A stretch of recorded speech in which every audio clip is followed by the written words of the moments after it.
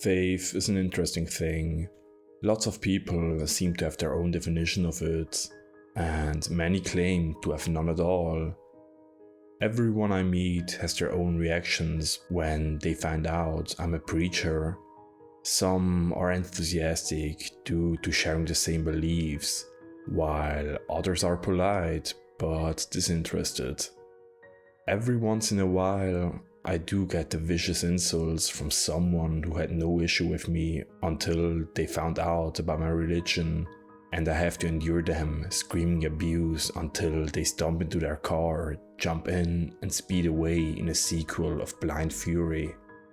It's part of the job, as unpleasant as it can be, and I've learned to pay them no mind. Hate only begets hate after all. But there is a darkness in Barron County, a creeping evil strong enough to test even my faith. Shadows move in the woods, and it's not safe to go out at night anymore. No cars drive down our roads, and I haven't seen another human in close to a week. I hear dozens of gunshots from over the ridge almost every night, along with explosions. Not something normal even for this rural community. Cell service is spotty at best, so my efforts to contact anyone else have been dismal failures. I'm only just managing to write this by the slimmest amount of reception, and even then, it could take several hours just to successfully upload it.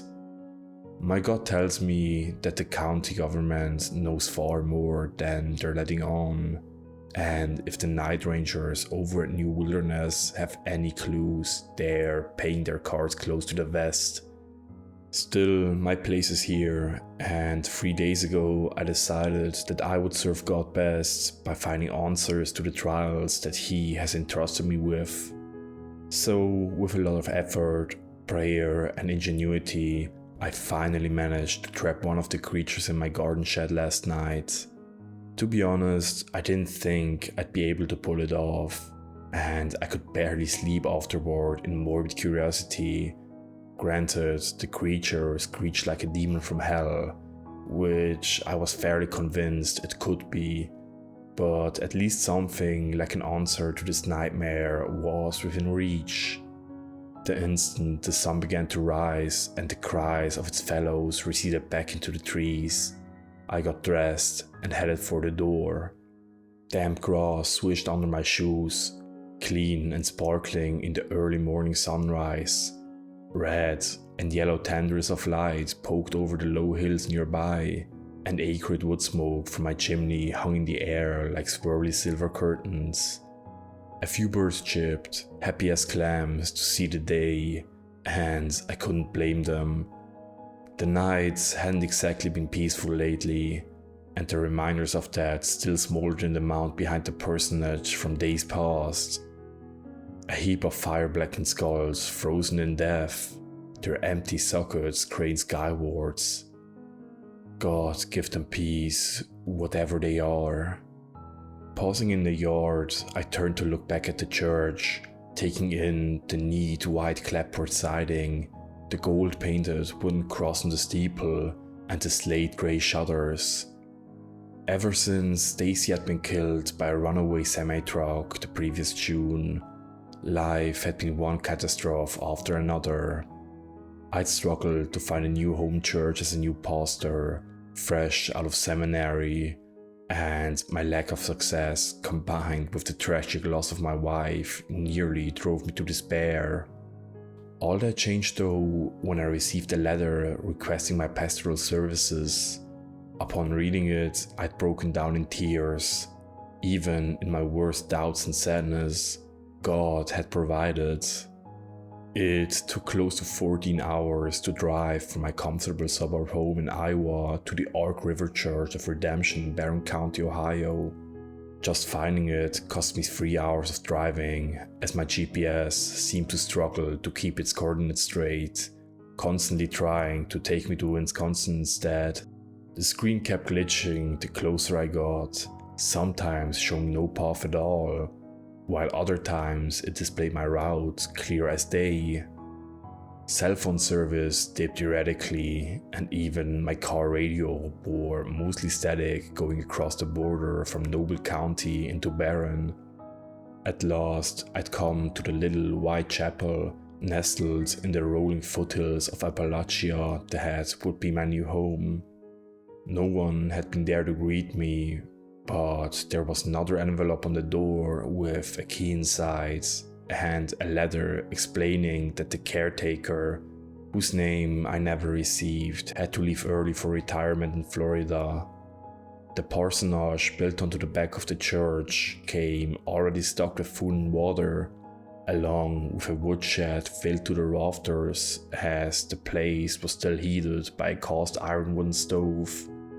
With no fanfare whatsoever, Ark River was entrusted to me, my own slice of God's kingdom perched atop a hill ringed with the old tombstones of past congregates, the grass mown flat so that I could see all around with relative ease. That's how I first noticed them so easily. In the chill of the morning dew, I bent one elbow against the cold barrel of my grandfather's Winchester rifle that lay slung across my back. Thick leather work gloves covered both hands, and clear plastic safety glasses sat perched atop my nose, since I wasn't about to risk getting anything in my eyes when it counted. Crude armor fashioned from thick layers of last year's hunting magazines were taped around my arms and legs, like the cardboard night costume I'd worn to school play as a kid. Still, I trembled under my protective gear and fought hard against the urge to turn back and run inside. I'd spent night after night shooting these things from the safety of the church's fortified window, burning the corpses in heaps every morning with my dwindling stock of gasoline.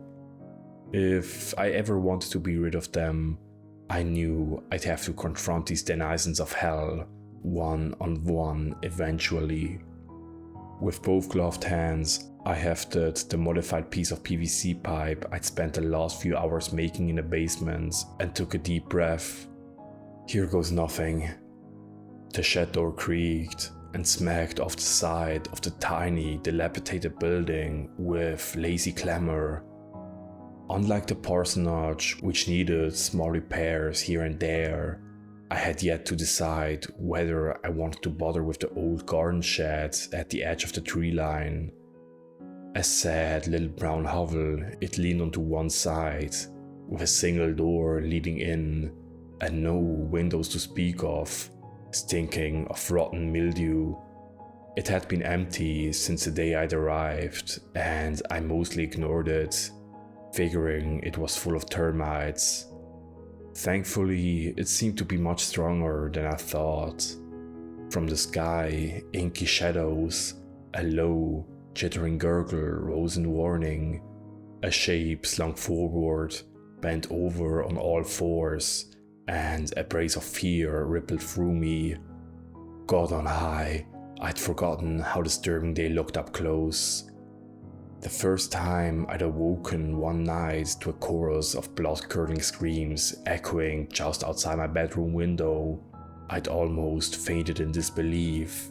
I remembered how they wandered out of the moonlit tree line across the country roads, aimlessly stumbled through the rows of gravestones and screamed back and forth in arcane communication. It had taken me 3 long nights of stupid risk just to lure this one in here, and I gripped the skateboard taped sections of the pole I'd fashioned for myself like an ancient Roman spear. It's just one. I can handle one. Clearing my throat, I held up a small Bible, the pole still in my other hand, and summoned my best commanding voice. In the name of Jehovah God, I command you, demon, be gone! Seconds ticked by. Nothing. Not good. Again, I dug deep, prayed silently to God for his wisdom and provision, and raised the words high. Be gone, servant of Satan, back to the pit from whence you came. Still, nothing. A part of me had suspected as much. I'm a devout man. Not one to get too worked up over supposed reports of ghosts, cryptids, aliens, and the like. I have a fairly straightforward worldview when it comes to things science can't explain. If it's not natural to this world, it belongs to the spirit realm, plain and simple. All that is light belongs to God, and all that is darkness is from Lucifer, and thus is cursed. Yet, this thing didn't respond to the name of God, and while a small part of me wondered if my faith was too weak, I decided that it was time for more earthly measures. Easy now. Falling back on plan B, I held the loop of thick nylon rope out from the end of the pole and flexed my stiff calf muscles. Easy there, let's just take this nice and slow. Yeah? It was the same tone I would have used for a rabid dog, the words more to give me some measure of calm and courage more than to convince the grinning apparition that crouched in the musty shadows. They all did that, made those wide, eerie smiles that stretched to painful lengths, with milk-white eyes that glowed in the haunting blue moonlight. However, they didn't seem all that coordinated, some collapsing as if too exhausted to go on, others wailing with hands on their heads, looking to the sky in some strange form of grief.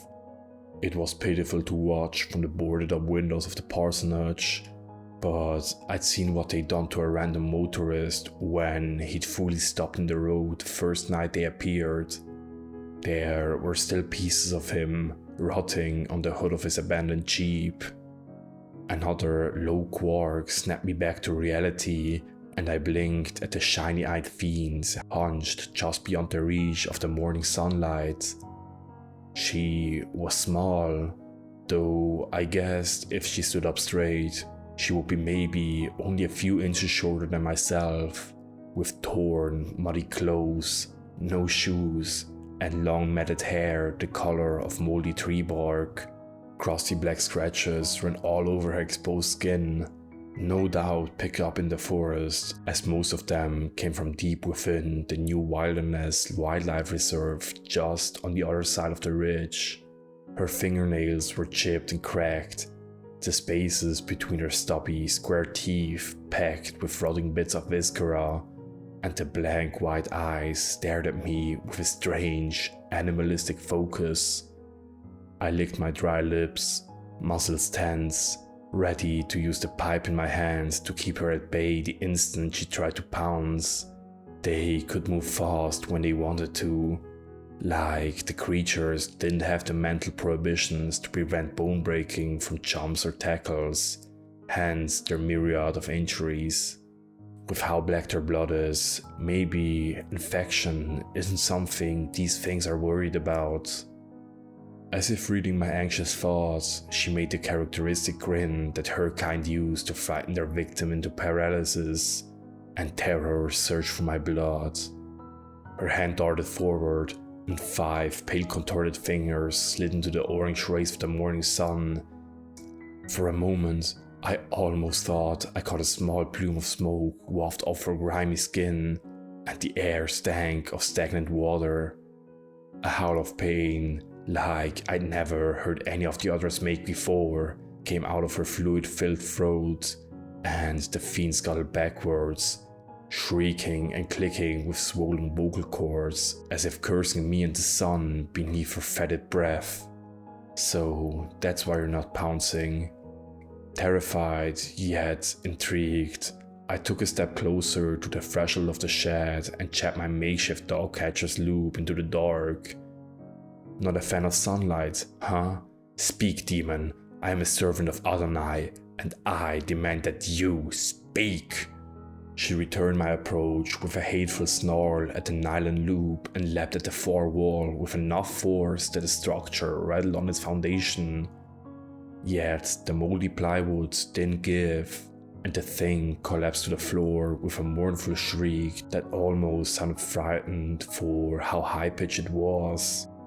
I always pictured demon-possessed people to be more powerful, And while these things were frightening enough, I started to wonder if perhaps this was something natural, not spiritual. If it's some kind of bioweapon or pathogen, I'm done for. I've got no protection, no gas mask, no hazmat suit. I might as well chain myself to a tree and wait.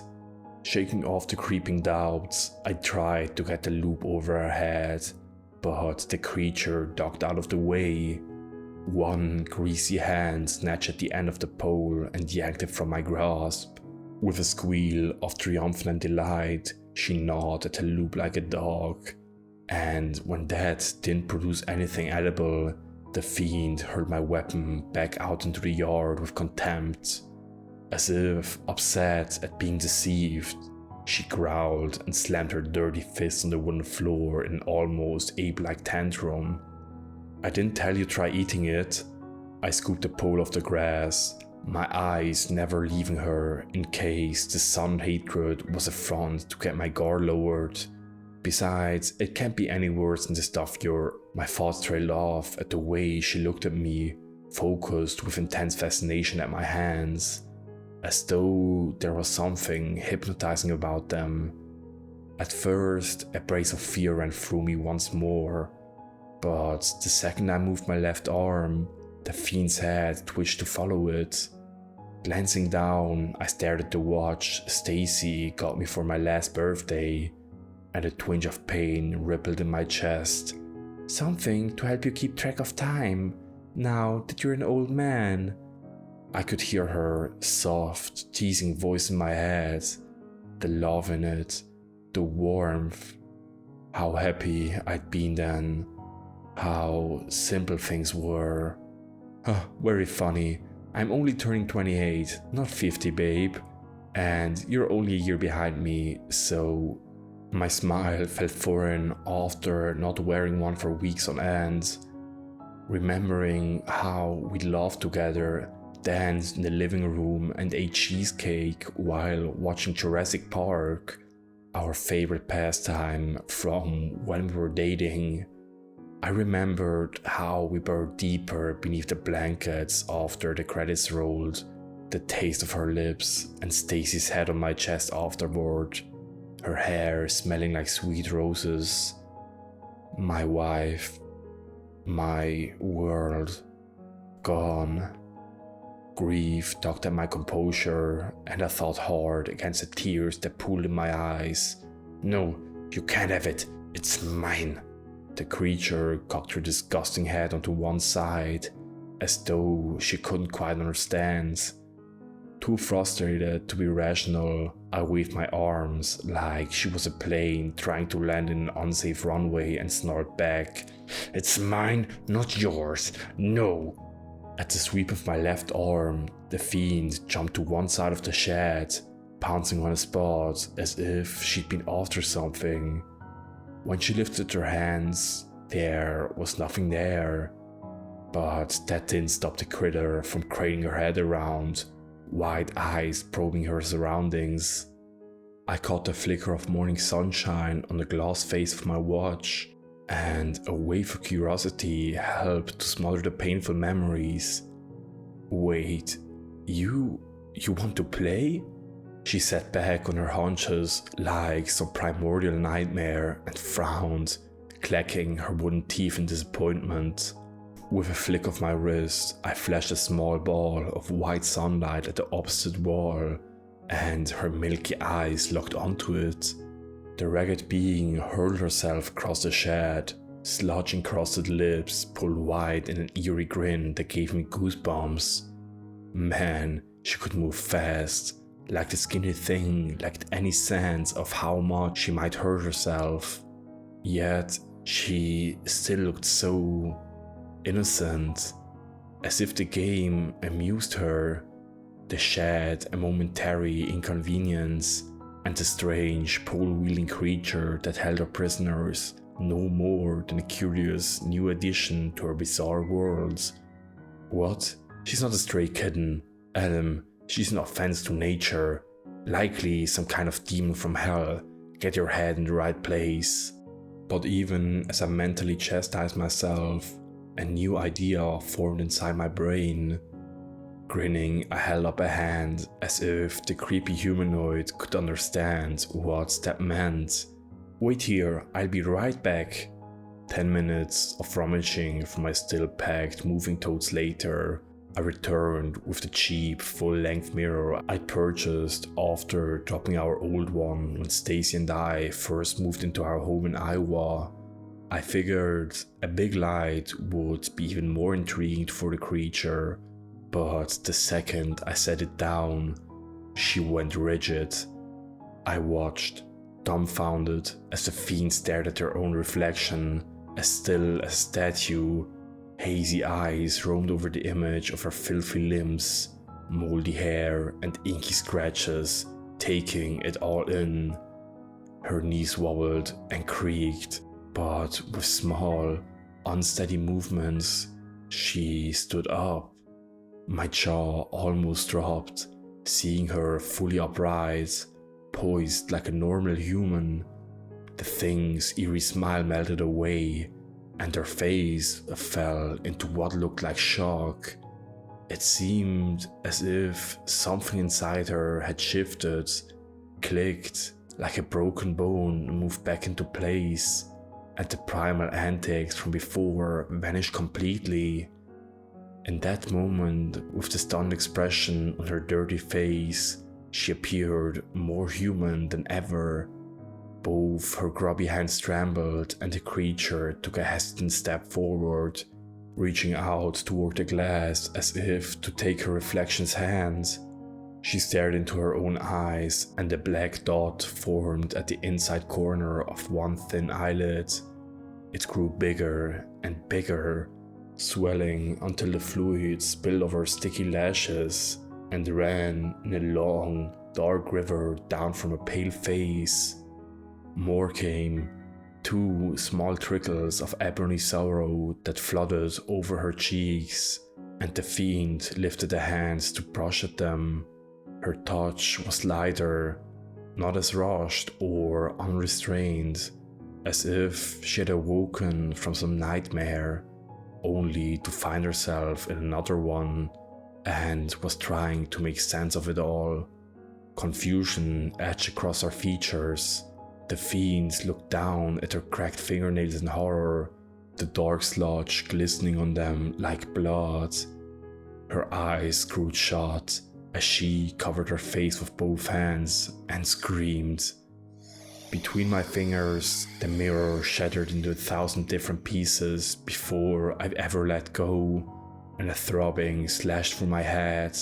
I stumbled backward, landing on the grass with ringing in my ears, and my heart pounded like a trip hammer. The gun, get your gun, she's going to kill you." Twisting on the ground, I dragged the rifle from my bag and thumped the hammer down. I turned the level of the muzzle of the 30-30 at her, finger on the trigger. She lay on the floor, curled into a ball, 2 skinny arms wrapped around her knees. The fiend's entire body shook and trembled, like she was freezing to death. But somehow, I didn't think the morning chill bothered her. It was as if she'd been stunned by a taser, sapped into immobility, and despite my pulse still racing from the scare, I felt a twinge of remorse. "I'm sorry." She didn't respond to my apology, not that I expected her to. Instead, the creature just lay there and shook, her silence deafening after all the strange noises she'd made before. Whatever I'd done by showing her the mirror, it had incapacitated her in a rather grave way, and I decided not to bother her for a while. I needed time to think, to process what I just witnessed, and try to formulate a plan of action.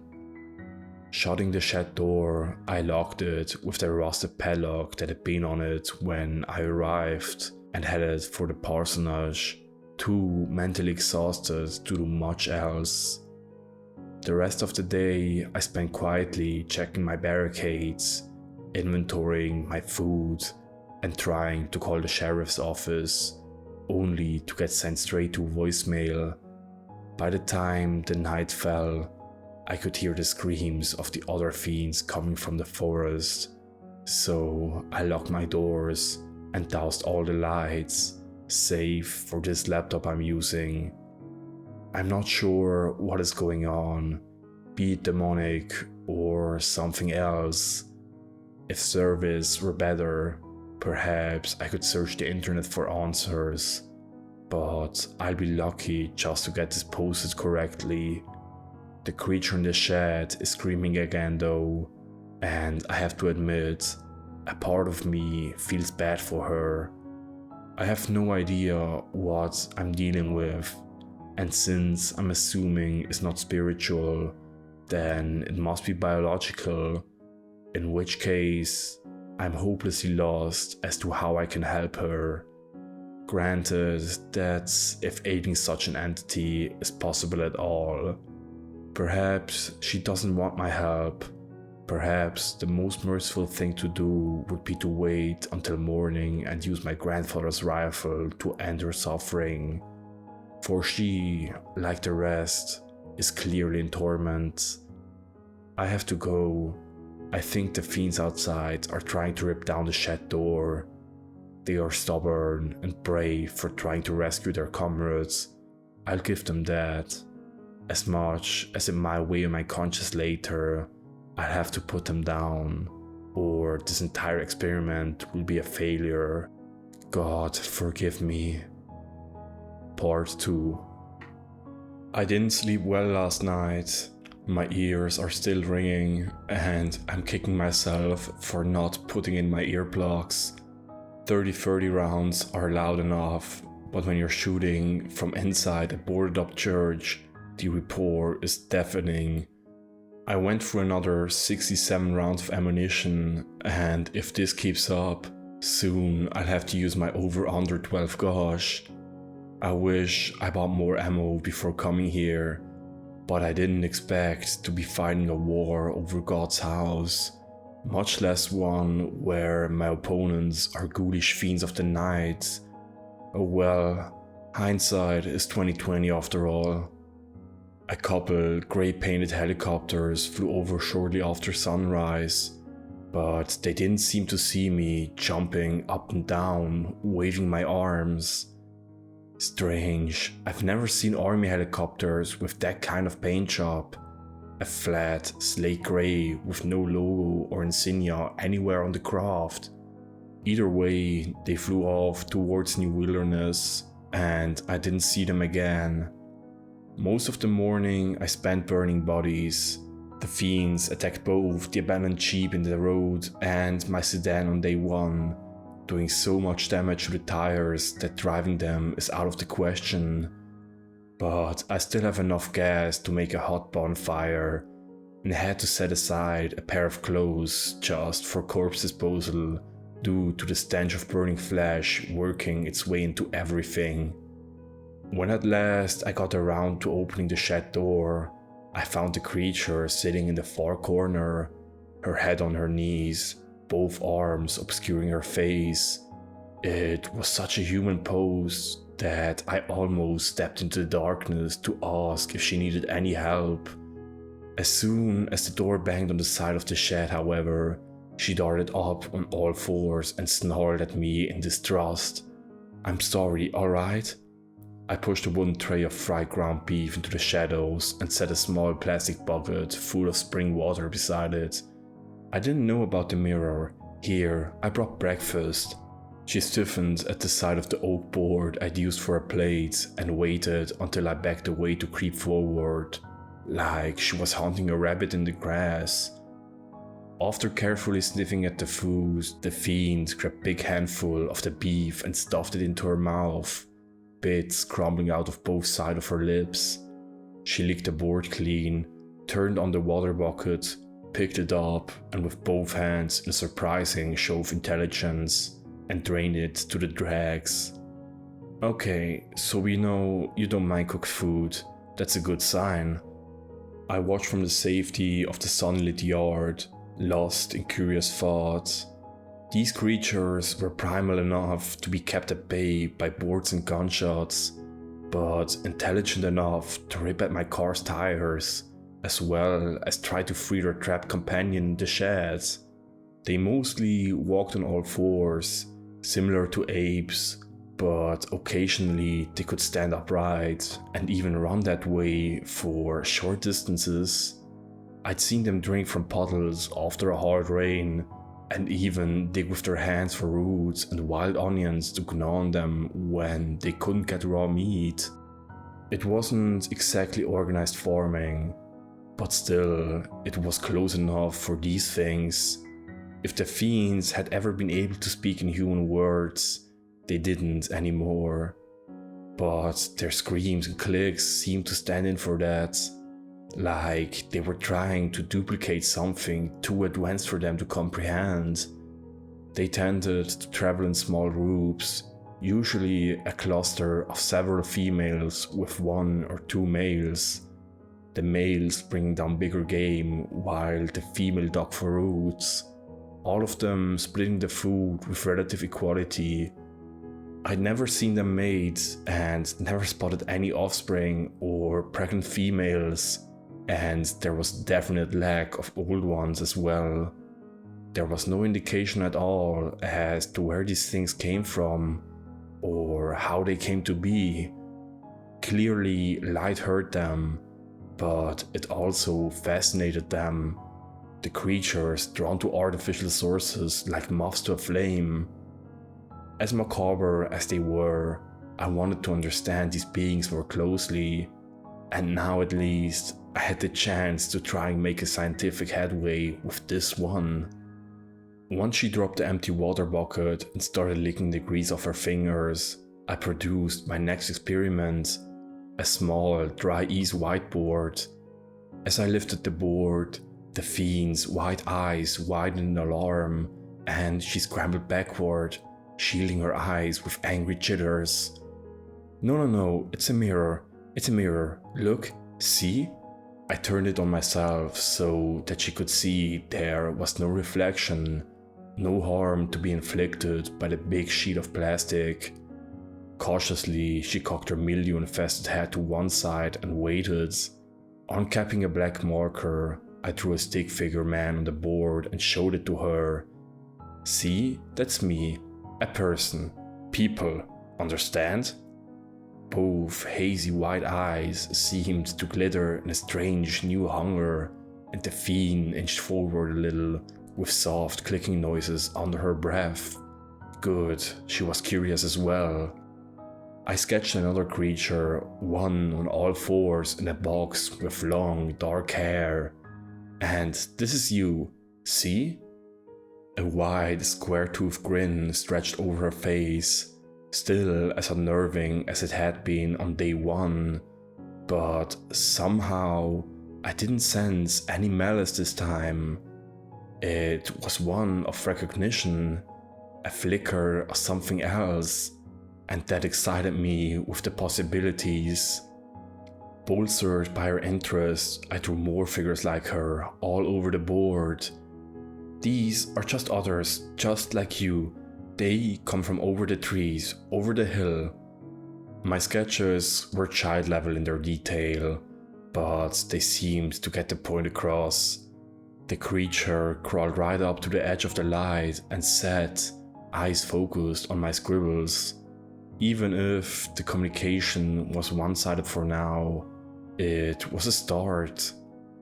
The end of my marker squeaked over the white plastic as I drew an empty ring of trees on the other side of the hill and pointed to it. Is this where you came from? Is this your home? She stared at me blankly. How do I make you understand if you can't even speak? Home. I pointed at the church behind me and to my chest. That's my home. Home where you sleep. Sleep? See?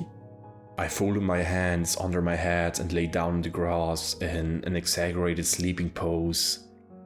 To my surprise, the fiends copied me, lying parallel to myself in the shadows, her grimy hands cupped under her head in an exact mirror of my actions. She smiled and chittered as if asking for my approval. Despite the eeriness of the entire situation, I couldn't help but grin back. That's very good. That's where I sleep. My home. Where do you sleep? I sat up and inked scrubby pine trees and bare oaks all over the board, pointing to them, then to her several times. She stared at it, then at me with another blank expression. Disappointed, I sighed. Maybe I was asking for too much of this strange creature. After all, they couldn't speak, and even if they looked far more human than monkeys, it took most trained apes a long time to learn some of these concepts. Time that we don't have. Lurching out of her frozen stance, the fiend scrabbled away into the dark and returned with a small stick, clenching the broken twig in her fist like an oversized, nightmarish toddler. She scratched it all over the muddy floor, etching bizarre markings into the thin film of muck that had always covered the floorboards. My eyebrows almost jumped right off my face. What the? Her scrapings were mostly legible swirls and slashes, but there were a few definite shapes that I could make out, carved into the dried patches of brown mud. Rough, leaning pines surrounded the long, straight set of gouges that looked like a road, complete with a skinny little stick that resembled a road sign to one side. The dark stick figures, wavy and asymmetrical, lined the road, and a single, enormous figure towered over all of them. It had both arms outstretched, almost like the old fire and brimstone preachers of the early 1900s, with what looked like twisted branches covering its face and head, long lines representing either beams of light or something else radiated off its four-fingered hands, and the little figures on the ground seemed to be bent low in worship, the lines extending from their heads to the clawed fingers of the big one. A deep, icy chill slithered through my blood as I stared into the face of the tall figure, and for some reason, the faint echoes of static hissed through my ears, as though the drawing itself stared back from the dirty floor. What in God's green earth is that? I looked up to find the creature watching me, the two of us separated by a few feet of air, only the line of sunlight on the ground keeping us apart. She wore a neutral, curious gaze, and both milky white eyes bored into mine, as though she was trying to figure out just what I was. There was no hostility in her expression, no primal hatred from before, and I could almost imagine her as a human. She would have been pretty, I realized, with delicate facial features, high cheekbones, and a warm, friendly smile. A soft chirp broke the silent tension in the air, and the fiend jerked her head around to lock onto a tiny black cricket that had wandered into the shed. She bent low, her face level with the insect, and beamed at it in childish glee. Then she pursed her lips and chirped back in an almost perfect imitation of the box song. "What, you can do that?" Before I could react, she snatched the cricket off the floor and popped it into her mouth, crunching it down happily. Something about the way the creature bobbed her head from side to side, like she just found her favorite snack, made a bubbling sensation well up inside my chest that hadn't been there for a long time. I laughed. She let slide a goofy grin and clicked in reply, hopping in a small circle on all four, as though laughing herself. "Crickets, huh?" Giggling, I shook my head. "To each his own, I guess. You know, that will make a good name. You mind if I call you Cricket?" Whether she understood, I didn't know, as the otherworldly being just chittered back at me in a happy chorus, still doing her little shuffle dance. there's an idea. Don't move. Dragging myself to my feet, I ran back to the parsonage and grabbed my phone. Cell service might have been garbage, but I could still play downloaded music, and with tentative hands, I pressed play, waiting to see Cricket's reaction. She stared at the phone while a rock song played, and a small frown crossed her face. Cricket brought both hands up and covered her ears, making a disgusted grimace. Not a fan, huh? I tapped the skip button. That's okay, not everyone's into rock. How about this? A twangy, old-school song came on, and Cricket cautiously removed her fingers from her ears. She seemed a little more curious at this one, leaning in closer. The second old hang started crowing his main chorus. Cricket threw back her head and howled in a wobbly imitation of him, which almost seemed mocking. Oof, sorry Hank, but she's got a point. That does sound similar. Alright, I skipped to the next song, my phone randomly shuffling through the music that Stacy and I had accumulated over the handful of years we'd had together. How about something more modern? Of all things, one of Stacy's favorite songs blared to life. A guitar-heavy hippie song my starchy grandfather would have an aneurysm from. Stacy had loved it though, and I could still see her in my mind's eye, singing at the top of her lungs in my car, dark hair bowing in the wind, not caring how off-toned she was. I miss her. I blinked and found Cricket bobbing her head along to the beat, a small grin on her macabre face. She seemed to move more and more as the song progressed, fingers tapping on the floor, feet shifting from side to side, an eerie yet innocent attempt at normality. You like this one? My smile seemed to be reflected on her face, and Cricket chirped back in an excited, insistent tone. I got to my feet and Cricket shuffled in a circle, then jerked her head at me with an expectant set of clicks.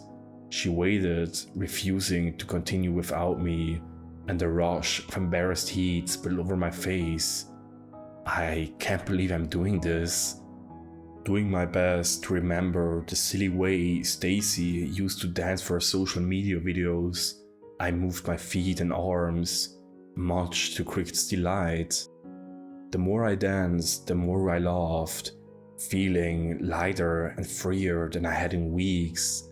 Somehow, the strange creature had become a part of my world, and despite the dreaded implications of what that meant, it was comforting to have someone to share with. Together, we laughed and danced, each in our own way, me in the light, her in the darkness. Birds charged out of the treetops in alarm, and both Cricket and I froze, our eyes darting to the ridge where the explosion had come from. The sounds of fighting had been getting progressively worse every night, but it didn't usually happen in the day.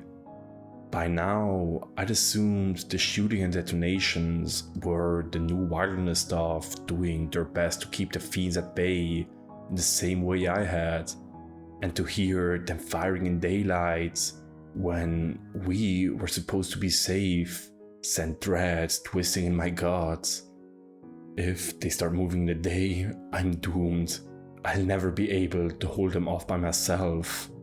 Behind me, Cricket let out something like a whimper, and I turned to find her withdrawn into the shadows, with what could pass as fear scrawled across her pale face. It's okay, the words buzzed from my mouth before I had even time to consider them. It's alright, they're far away, they're over the ridge. You're safe here, I promise.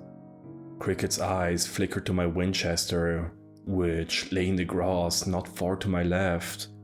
I always brought it, just in case. After all, I was defending myself, and these things had attacked me first, not the other way around.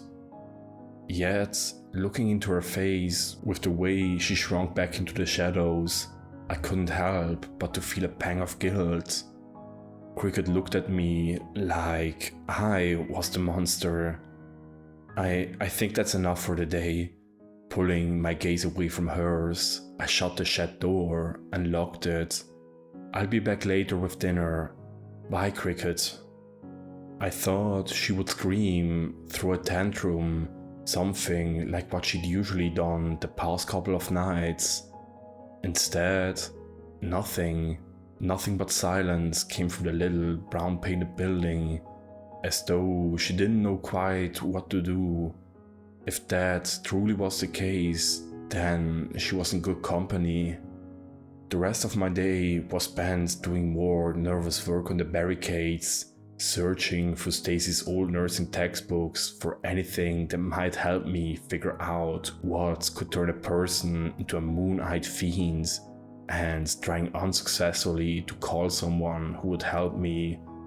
Nothing yielded any positive results, save for the practical hands-on barricade work, and I thought about reinforcing the shed around Cricket to keep her secure at night. After due consideration, I decided that I didn't want to upset her with hammering on the shed walls, since I was making headway with her and still felt bad about keeping her locked up. Toward evening, I did spot a few deer in the distant shade of the tree line, but they were much bigger than normal whitetail, and for some bizarre reason, their heads seemed to be only half covered in flesh, the white bone of their skull exposed in some places, though I couldn't get close enough to see for sure. Despite this, they seemed rather healthy, and the males already wore a full set of antlers, the tines twisted and unsymmetrical like tree branches. In the dark shadows of the clustered oaks, I could have sworn that I saw the antlers glow a soft luminescent green whenever the bucks would throw back their heads, and below, their calls higher and more piercing than what I grown to recognize out here. This doesn't make any sense. Did some nuclear reactor spring a leak somewhere? Where is all this stuff coming from? Unnerved, I threw a cautious glance at the overcast sky, went back inside and ignored the woods for the rest of the day. For dinner, I made Cricket another round of crumpled hamburger and brought her a faded blue wood blanket that I used for camping back in high school. At first, she didn't seem to understand how to use it, so I had to get another blanket from the house and demonstrate on the ground in front of her, like a kid playing camp out on the living room floor. Once she figured out that the blanket was for sleeping and not eating, Cricket snuggled under it with the same content any dog or cat might have from such a thing, one of the blanket's corners falling over her happy face in a disarming way. At least this time, when I locked her in for the night, it didn't feel quite as cruel, now that I knew she had something to keep warm with. And so again, I'm posting this at the beginning of the long, dark night. The other fiends are back, several little families wandering through the grass outside and screaming like banshees. A small herd of the bone-faced deer are grazing amongst the cemetery tombstones, keeping a wary distance from the humanoid fiends. And there are some strange, jet-black, lizard-like things flying around the treetops with bat wings the size of kites. Every night, my world seems to turn more and more upside down. New species emerging from the forest to greet me, but at least tonight the fiends had left the shed alone. Still, I'll have to keep an eye open while I sleep. I don't want them to get Cricket. I doubt they hurt one of their own, but I've seen them fight for scraps of rotten flesh, and I don't want one of the bigger males to steal Cricket's blanket. It sounds insane even as I write this, but after all, I trapped her, so I believe it's my duty before God and man to keep her safe. Admittedly, I have no idea what I'm going to do, either about her or myself. My food stocks are vast, thanks to whoever left the parsonage to me, but not indefinite. No one has come, not even to drive by on the country roads, and aside from the gunshots over the ridge, I have no indication that there is anyone left in barren country. For all I know, no, there is no point in wild speculation. I have to stay positive. Maybe I could try waiting until first light, pack some basic gear and strike out for new wilderness to try and link up with the ranger force there. But then I'd have to leave Cricket behind, and I honestly can't stomach the idea of abandoning her to die of thirst or starvation in that dingy shed. I suppose I could let her go, but a part of me wants to help her. God did come to call me to lead lost souls to salvation, didn't he? Are these lost souls any different? They needed proper food, shelter, medical attention. If there is no one else, then I must try to save them, even if it means staying put. I owe Cricket that much. Time to get some sleep. I can feel my eyelids weighing heavily, and I'm starting to nod off at my desk. Besides, I'll just leave this post running on my laptop, and we'll see when the crappy service chooses to upload it. Tomorrow I'll see about trying to teach Cricket to clean up, maybe even change her clothes. I think she'd like some new shoes. Part 3. I have experienced the will of God before, but this has been one confusing step after another. If I had to say where he's taking me, my answer would be simple. I have no idea. But I do know one thing. My entire outlook on the fiends has changed forever. The day started off in the same way as the past two, with a check on the barricades, corpse cleanup in the yard, and frying another half pound of ground beef for Cricket.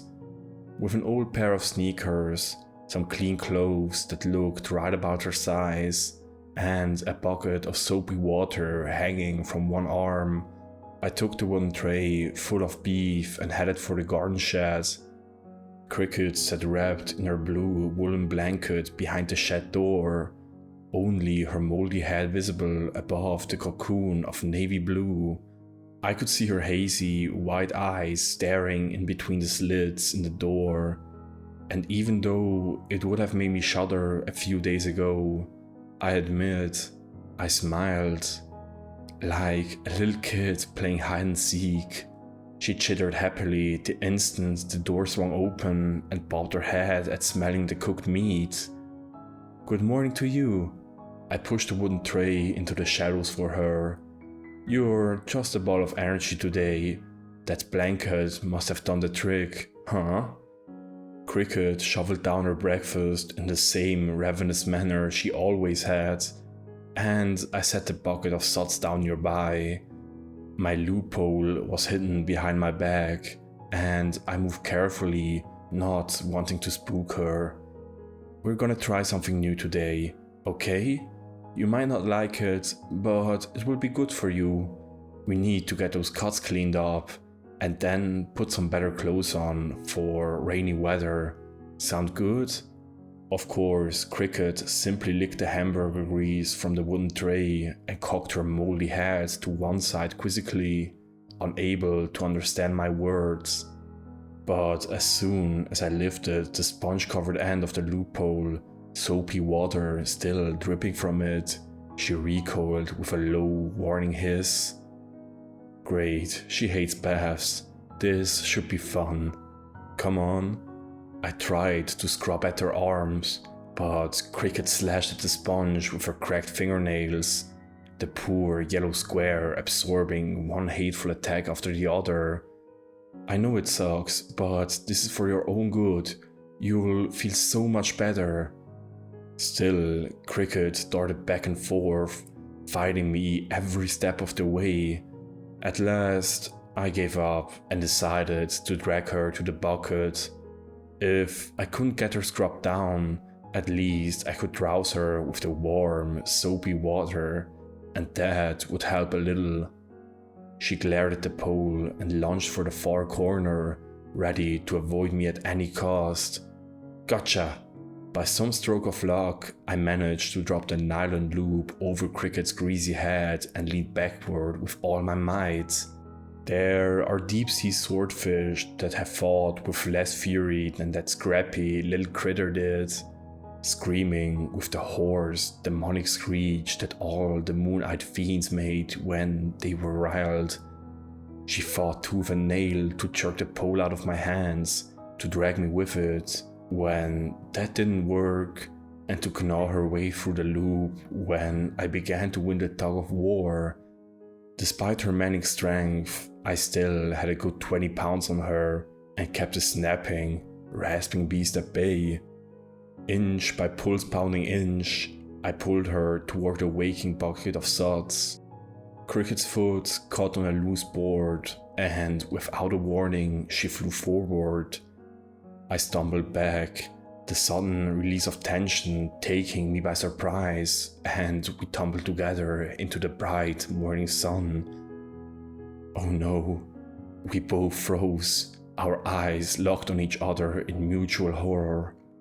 Cricket's chest heaved with hard, sharp gulps, as if her sooty black lungs couldn't drag in enough air between the screams.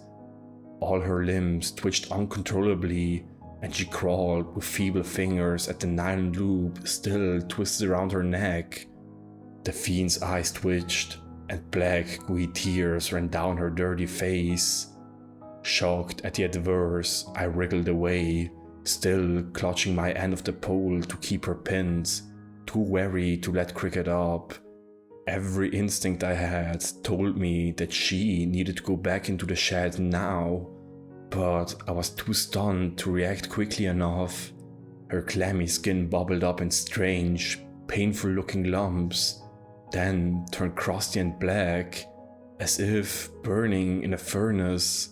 The mold green hair crumpled into dust, her ragged clothes became stiff, charred sheets, and all four limbs contracted into a hardened, rock-like ball. Right before my eyes, the fiend seemed to be drying out into a massive lump, like a piece of charcoal with legs. For one brief second, Cricket tried to raise an arm to me in an almost pleading gesture, film-white eyes boring into mine, and let out something like a high-pitched croak of desperation. And then, stillness. No. Tears sprang into my eyes, and I fell into a seated position, poking at Cricket's rigid black limbs with a hesitant finger. Her skin felt dense, almost like a hand-carved statue now lay in place of what had once been a living thing. Every dead one had a hard wooden layer beneath their skin, but now all of her flesh was solid, as if any of this human-like softness had been burned away. She didn't move, didn't respond, and all the noise from her tortured throat had stopped. Oh God, a groan of despair rippled through me, and I couldn't help but sob. Since losing Stacy, I had nothing and no one, save for the Lord. Cricket, as creepy and unnatural as she had been, was the first real tie I'd had with the world in months. Now she was gone, and her last moments of terrible suffering had all been my fault. How could you be so stupid, Adam? All for a bath? You killed her over a freaking bath? Cricket. Sniffling, I cradled her bald, scorched head in my lap and let all the months of grief, pain, and loneliness boil over. Cricket, I'm so sorry. I'm sorry. I didn't mean to. I rocked back on my heels and held her close, my salty tears splashing off her still face in agonized revolts. In that moment, I clung to Cricket's lifeless wooden fingers, but in my head, I was back in the hospital's morgue, gripping Stacy's limp, icy hand, and wishing I'd gotten a chance to say goodbye.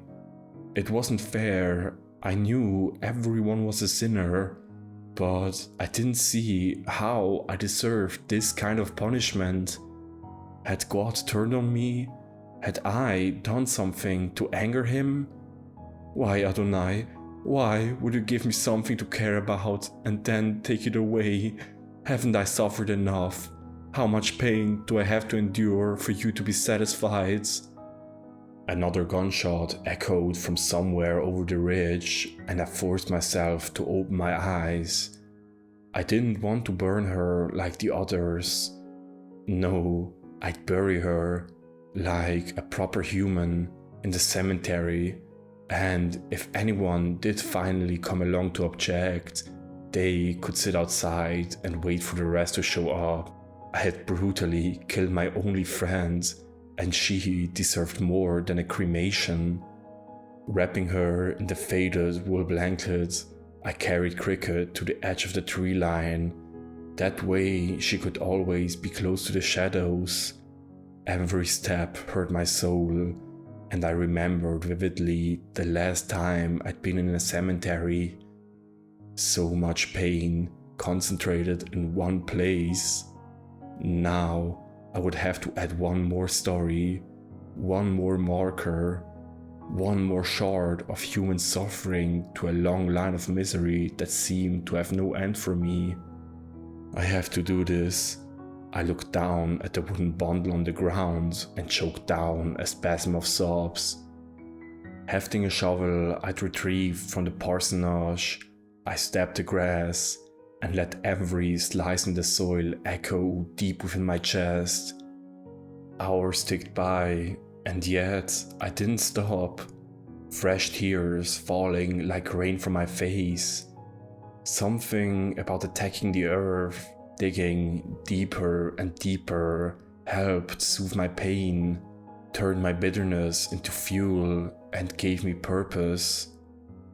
I was a preacher with an empty church, in a county with apparently no people, who had just murdered his only friend in the world, but at least I could dig a mighty fine grave. I'd dig the best grave ever for Cricket. At last, the sun sank lower in the sky. I tossed the shovel aside and let out a long, shuddery breath. It was time. I had to go back inside before the dark, and the hole was deep enough. Tomorrow I would pack my things into a knapsack, grab my guns and head for new wilderness. There was nothing left for me here, nothing good. I'd failed in every way I could think of. Notching the blanket-covered body to the edge of the hole, I wiped my eyes on one shirt sleeve and sniffled. Goodbye, Cricket. I'm sorry for everything. With one hard shove, I let her fall into the grave. A sound like an enormous fortune cookie being spilled open erupted from the hole, and a foul stench hit my nose. It stank like rotten eggs, a thick, heavy scent that settled in the back of my throat with a sour tang.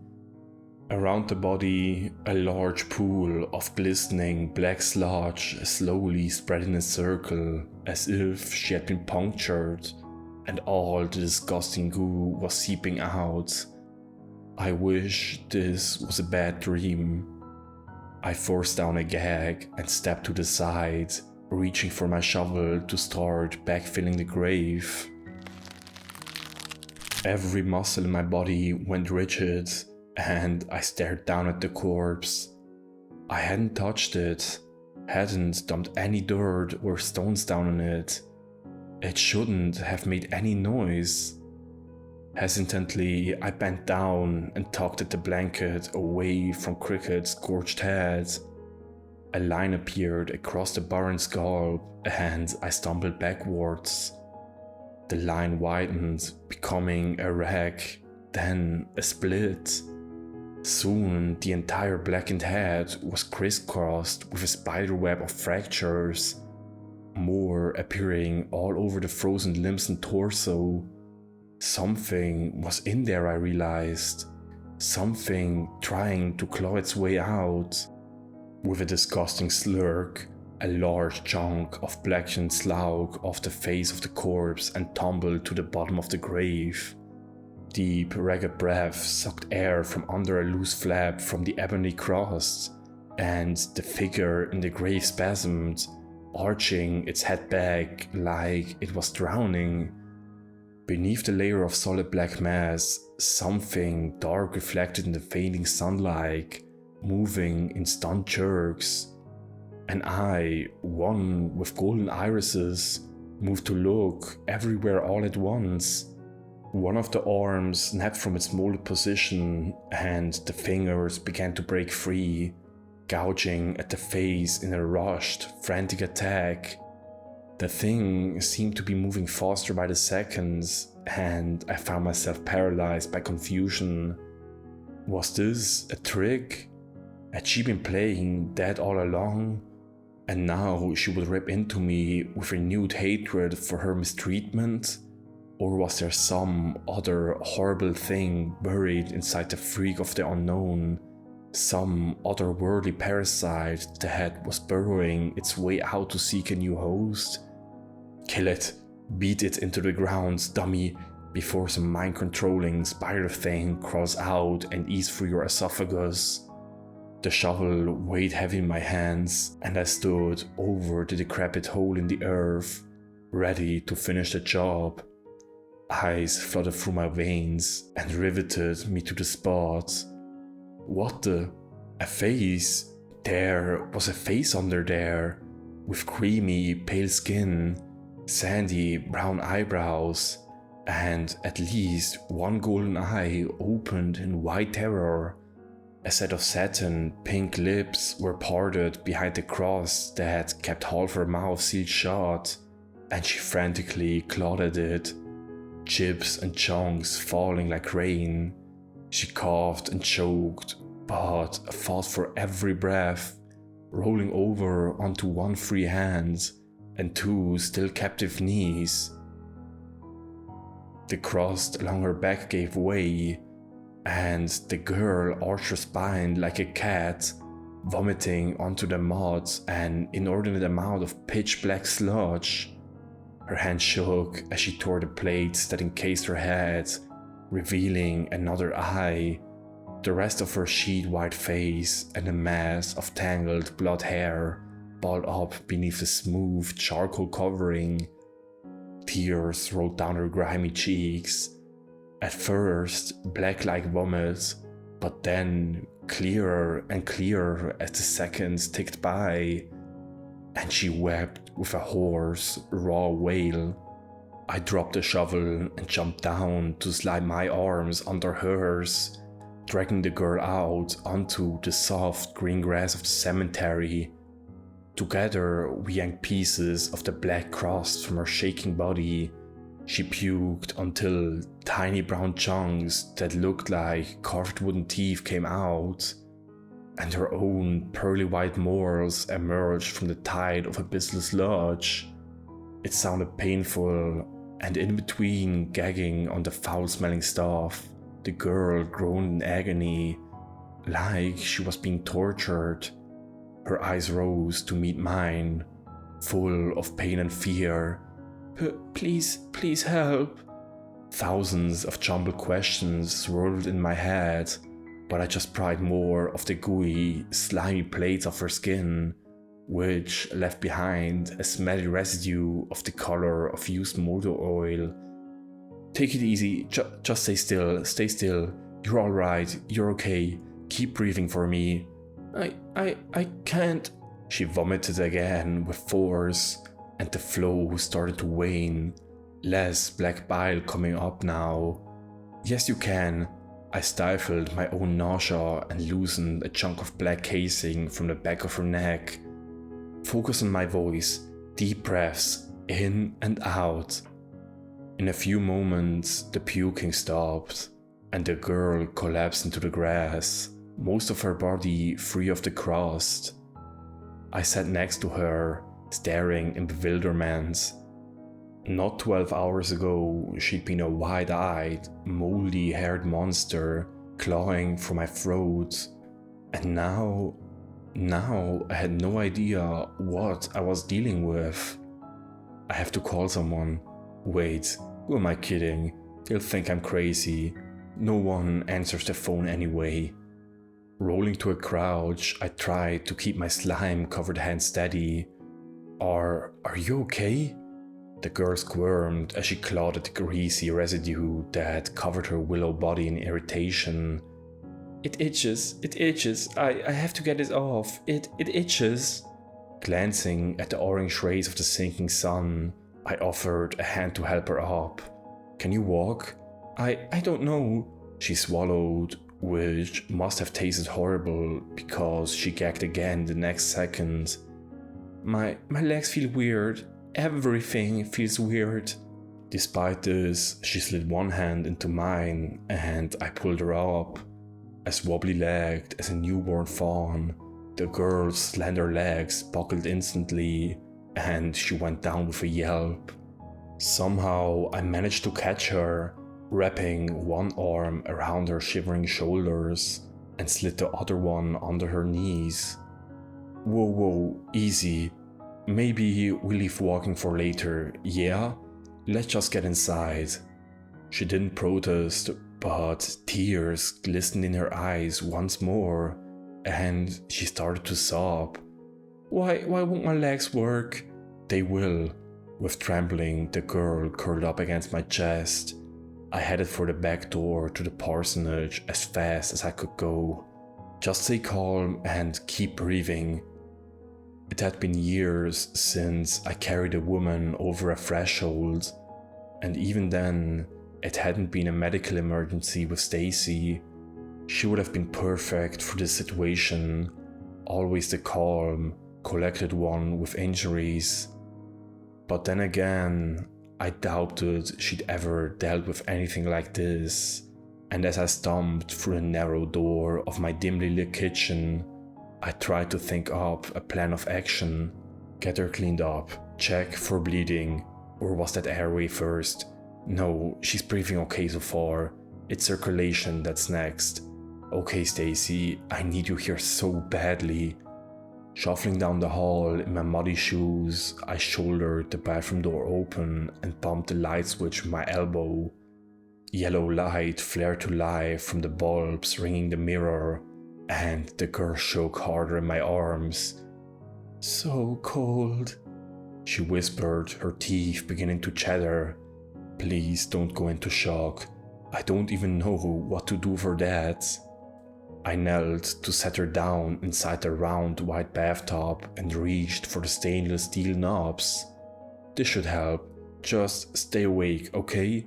Don't pass out. Warm water sent plumes of steam wafting into the air, and I tucked a little metal plunger up to switch the flow to the shower head.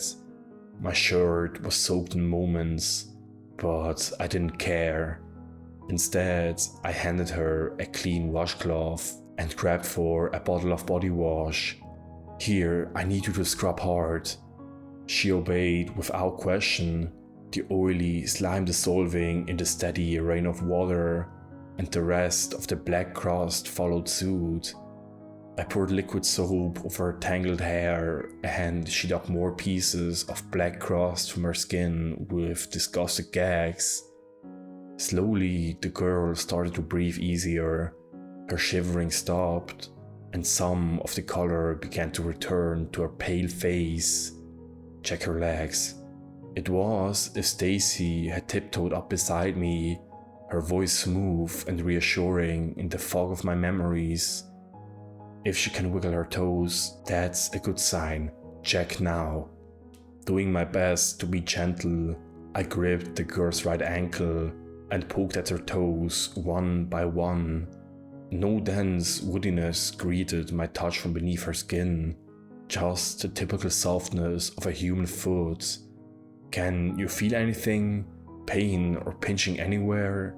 For a moment, she stared at the foot, and the toes wiggled under my thumb. She gasped back a sob of relief and nodded.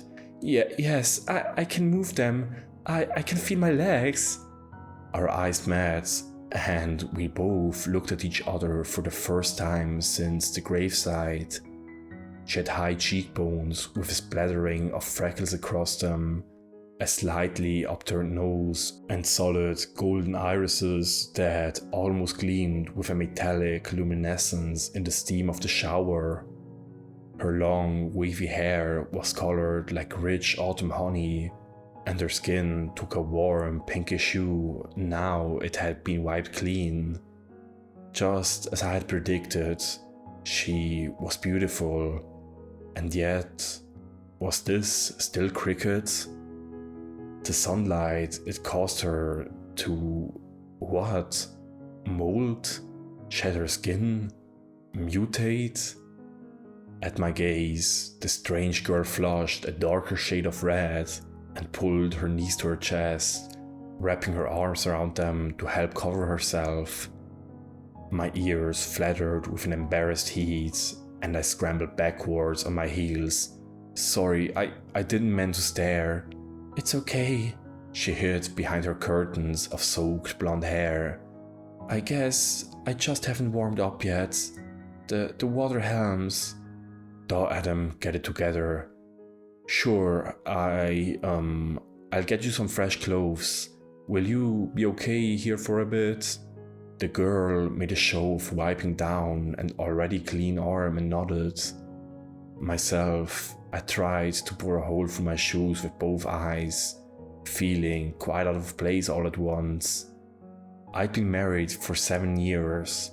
I knew what a woman looked like, but it seemed this one had sent me right back to my high school days of awkward stammering and scatterbrained thoughts.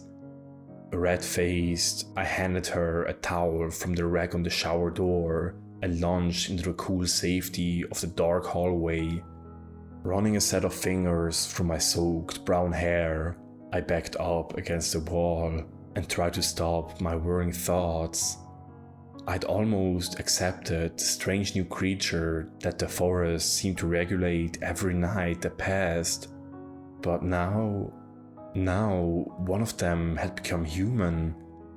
If I wake up to find this was all a hamburger helper included nightmare. But I knew that wasn't going to happen.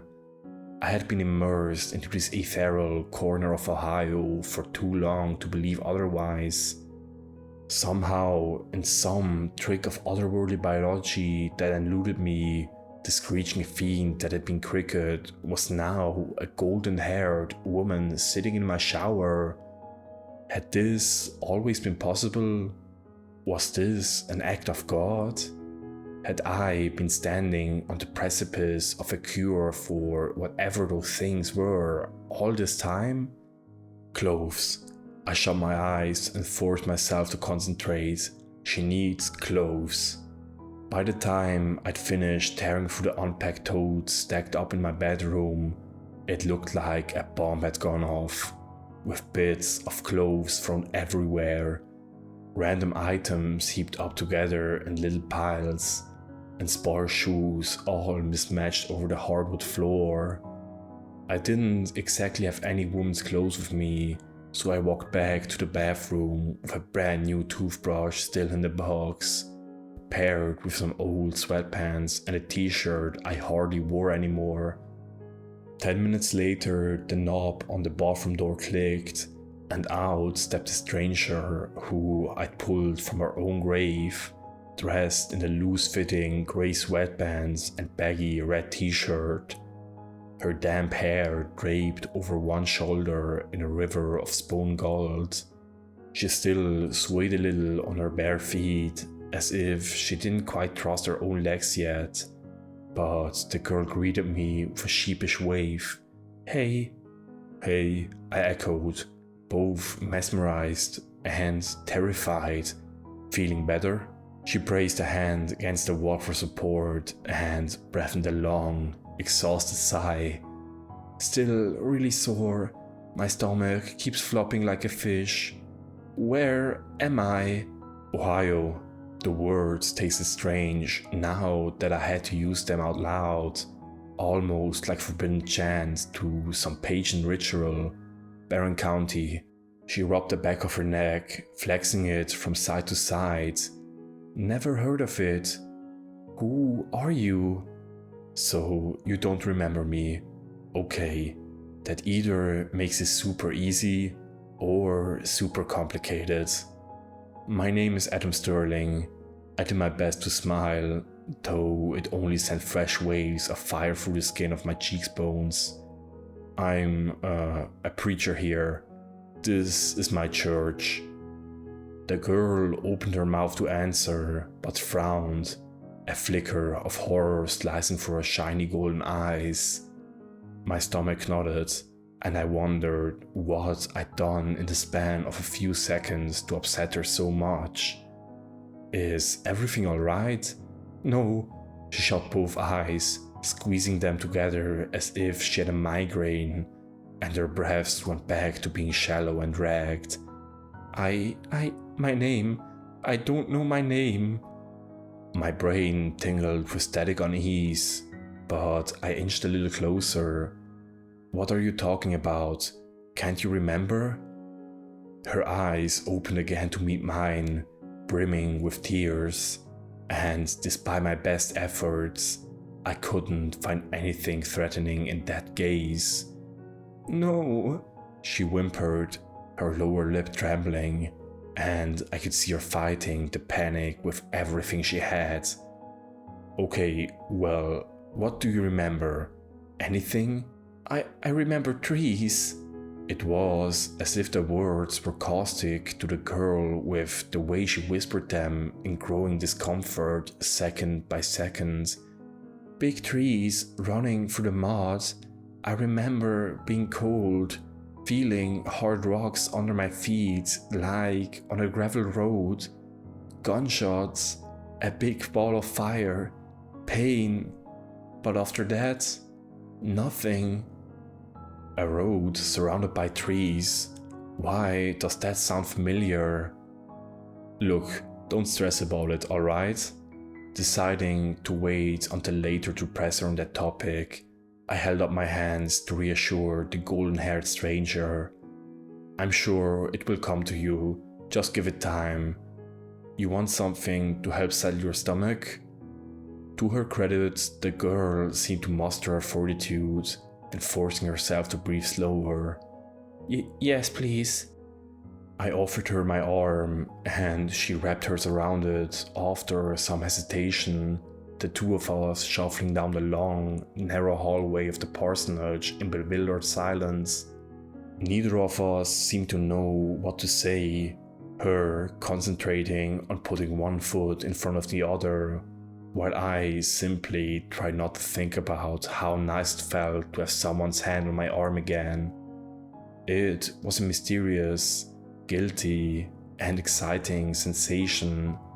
Stacy's memory enough to send jabs of torment through my heart, while the stranger's shy smile made my brain turn to useless mush. Wait here. I guided her to the low brown couch in the living room and jerked my head toward the kitchen. It will just take a second. She made another apologetic smile and rubbed at the goosebumps on her bare arms. Thanks. Do you mind if I lay down? I'm exhausted. That would be all those nights of throwing yourself against the shed walls. Shaking the thought away, I gestured to a red and white checkered quilt draped over the back of the couch. Help yourself, like I said, 10 seconds and I'll be back. Grateful for another opportunity to duck out of sight, I paced the kitchen and massaged the bridge of my nose in a flurry of contemplation. Night would be here in minutes. I could already see movement in the distant tree light. The bat-winged creatures in the treetops peeking out from under the protective layer of leaves. the glow-antlered deer venturing among the low shadows, and more than a few pair of white eyes watched the church from the bushes, as if they somehow knew something had changed. Would they attack the church in waves now?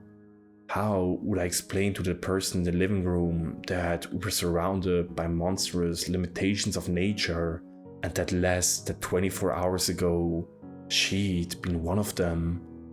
What would she do when I did? Could I even trust her? Or was this some kind of empiric Trojan horse, where I'd wake up to find her chewing on my esophagus the instant I let my guard down? God, I need direction. Speak to me. Tell me what to do.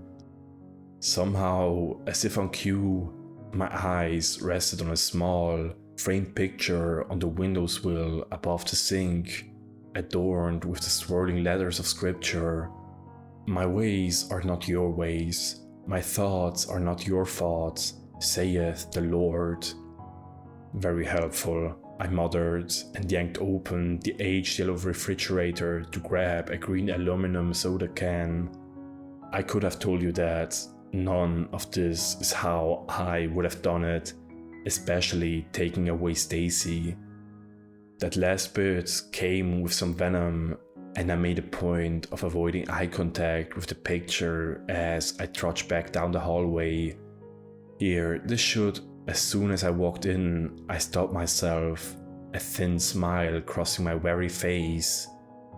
The girl lay curled up on the couch, burrowed into the soft cushions with the quilt wrapped around her from head to toe. Her hair had begun to dry, the silky trees reflecting the nearby glow of a few lamps that I kept switched on for comfort against the creeping shadows of the night. Fast asleep, her shoulders rose and fell with each delicate breath, and the freckled face that poked out from the covers looked more peaceful than ever. She seemed happy, or at least content, and every doubt or suspicion I had faded into fuzzy warmth beneath my ribcage. Been a long time since anyone fell asleep on my couch but me. Allowing myself a few more moments to take in the smooth lines of her face, the way her golden hair rippled over one ear like a stream of sunshine, I left the unopened can of soda on the coffee table by the stranger's head and trudged for my room. And this is where I've been since then, floating back and forth between eerie distrust and veiled relief. All my emotions rolling over and over in my mind like a rock tumbler. I have no idea what I'm going to do tomorrow, what I'm going to say to her, or what this means for the rest of the wide-eyed fiends howling at the moon outside. All I can do is pray that God is patient with many questions, and that somehow I can help the girl who used to be Cricket figure out just who she really is. I need to go. My eyelids are getting heavy, and if I don't start doing something else, like cleaning my very dirty Winchester, I may fall asleep at my desk, which in this case could be a deadly mistake. Part 4. I don't know when or if this will upload, as service seems extra thinky now that they are being so active. In the case that, for some reason, it doesn't appear on the site until much later, I'm writing this on May 1st, the day after the girl who had been Cricket crawled out of her cocoon of black charcoal-like crust and into my life. If signal continues to be so erratic here, I know I won't be able to keep this up. It's not just phone service and internet though. My digital alarm clock decided not to work today, and the TV is on the fritz. Thankfully, my laptop and phone still function, but that may not be for much longer. I have no idea if the various electronic issues are from the grey helicopters that keep flying around near New Wilderness, or something else. And if that wasn't already confusing enough, I watched one of the helicopters get shot down today. It happened shortly after I woke up, with a dry cough and blurry eyes. Thin tendrils of yellow daylight trickled in through the boards over my bedroom windows, and a few birds chirped outside. My oily rifle lay on the table in front of me, and my hands stank of boar cleaner. A stiffness ran through my limbs from sleeping in such an awkward position, and I stretched to work the sensation from my tired muscles. Wait, I fell asleep? Adrenaline surged through me, and I staggered to my feet. It took forever to get my discarded shoes on, and my throat burned with a desperate thirst. Not even bothering with my rifle, I flew out my door and down the hallway to the living room, unsure if the previous night had been one big grief-induced nightmare. In the entranceway to the small living room, I skidded to a halt, the air stuck in my lungs. Stretched out on the big brown couch, the red and white checkered quilt lay in a crumpled heap. The green can of soda pop open and empty on the coffee table. Across the room, the pinewood door that separated the parsonage from the sanctuary door stood ajar, and a cool breeze blew through the gap. It was real. She was real. Both terrified and curious, I edged toward the door and did my best to keep both aged sneakers from squeaking on the hardwood floorboards. Around me, the entire building seemed to hold its breath. My skin crawled, and I thought too late of my Winchester back on my desk. Taking a deep breath, I shoved through the door and into the murky depths of the sanctuary. Without any of the lights on, the exposed square wooden roof beams in the ceiling and old-fashioned oaken pews almost appeared to be made of stone. Like the church was far older than the early 1900s. Warm sheets of light flooded in through the stained glass window, bathing the intricate carvings on the back of the pews in a kaleidoscope of colors. I'd been confused on my first day at this strange church, with the intricate detail of the pew's woodwork. Most Protestant churches tend to rather be bland and decorum, but this church was far from that. The carvings on the pews told the story of creation, starting with nothing but bare wood at the back, and building into the beautiful Garden of Eden at the front row, complete with figures of a man and a woman walking into the rising sun, hand in hand. Curiously, there was also designs that weren't old-fashioned in their thinking.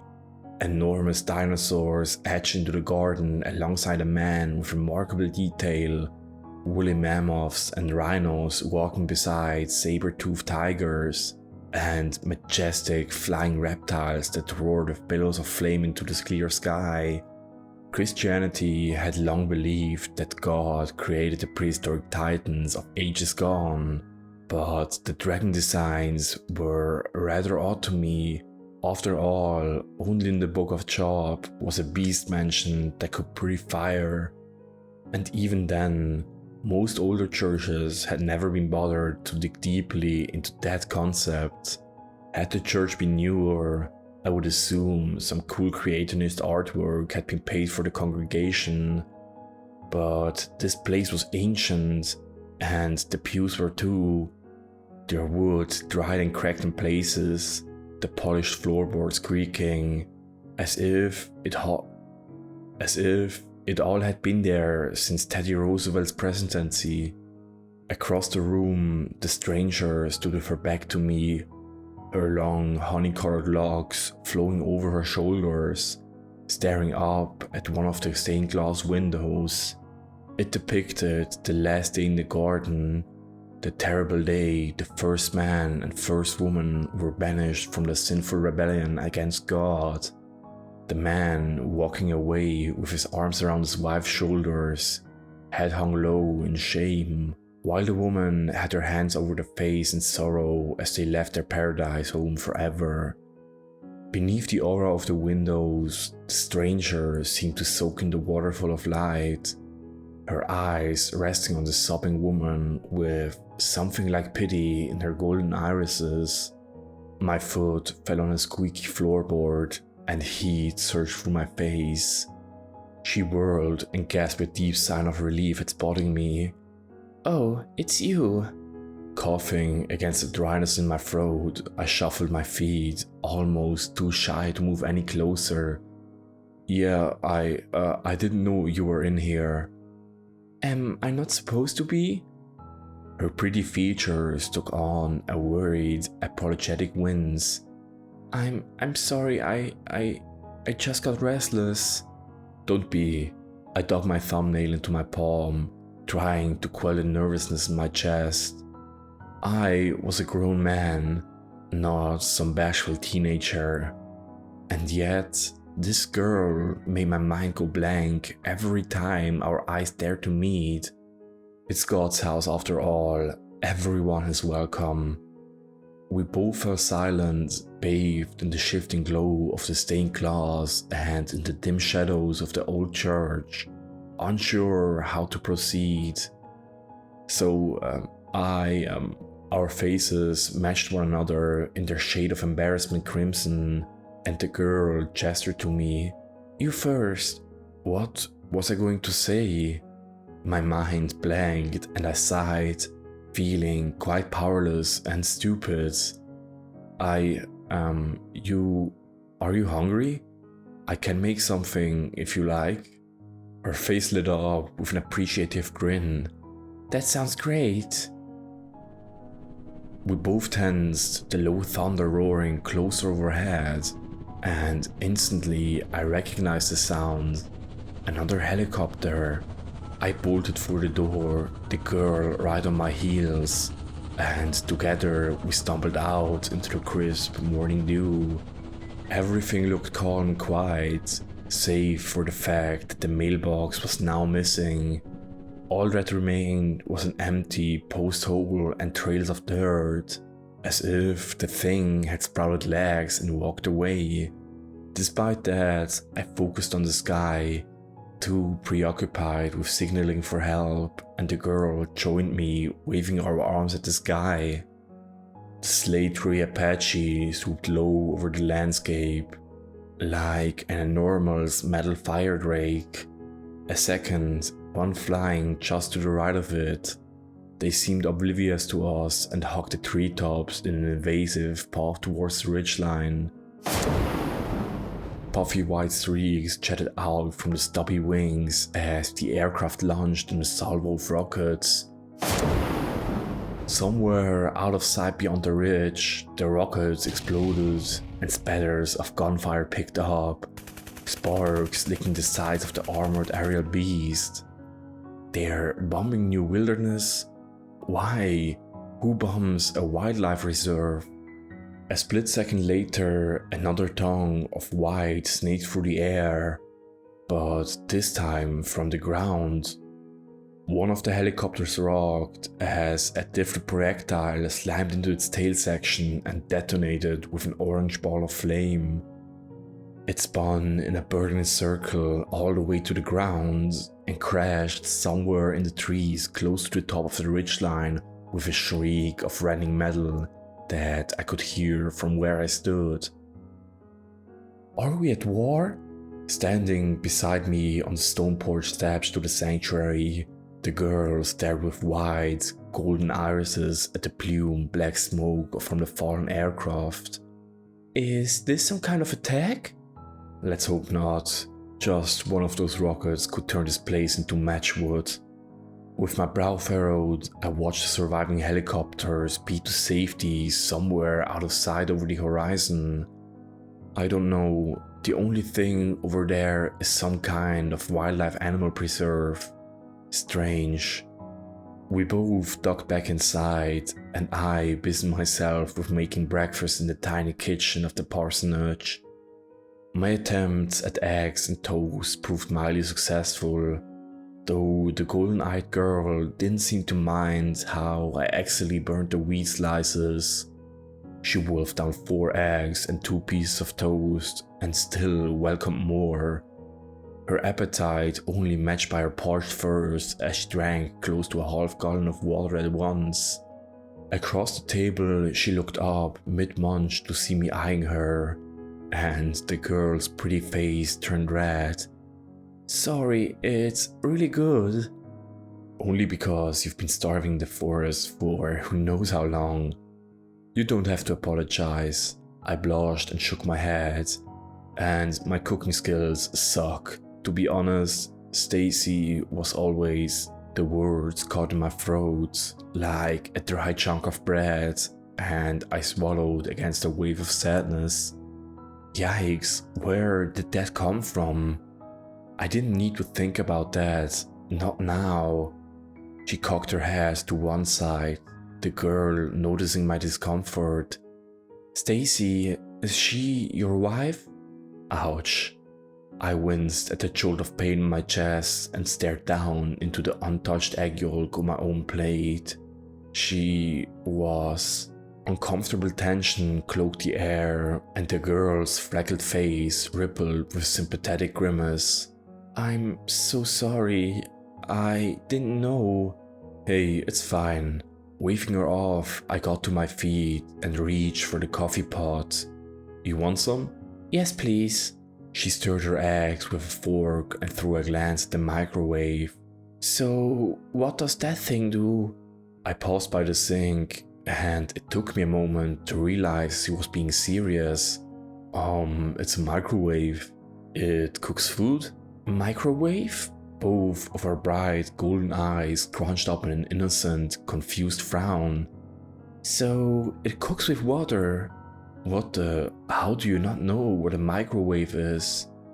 Too stunned to freak out, I looked back at her and swirled the coffee in my mug. No, not with water. It uses electricity. Oh. She bobbed her head and the girl went back to her eggs, as though nothing abnormal had taken place. Okay, I have to know.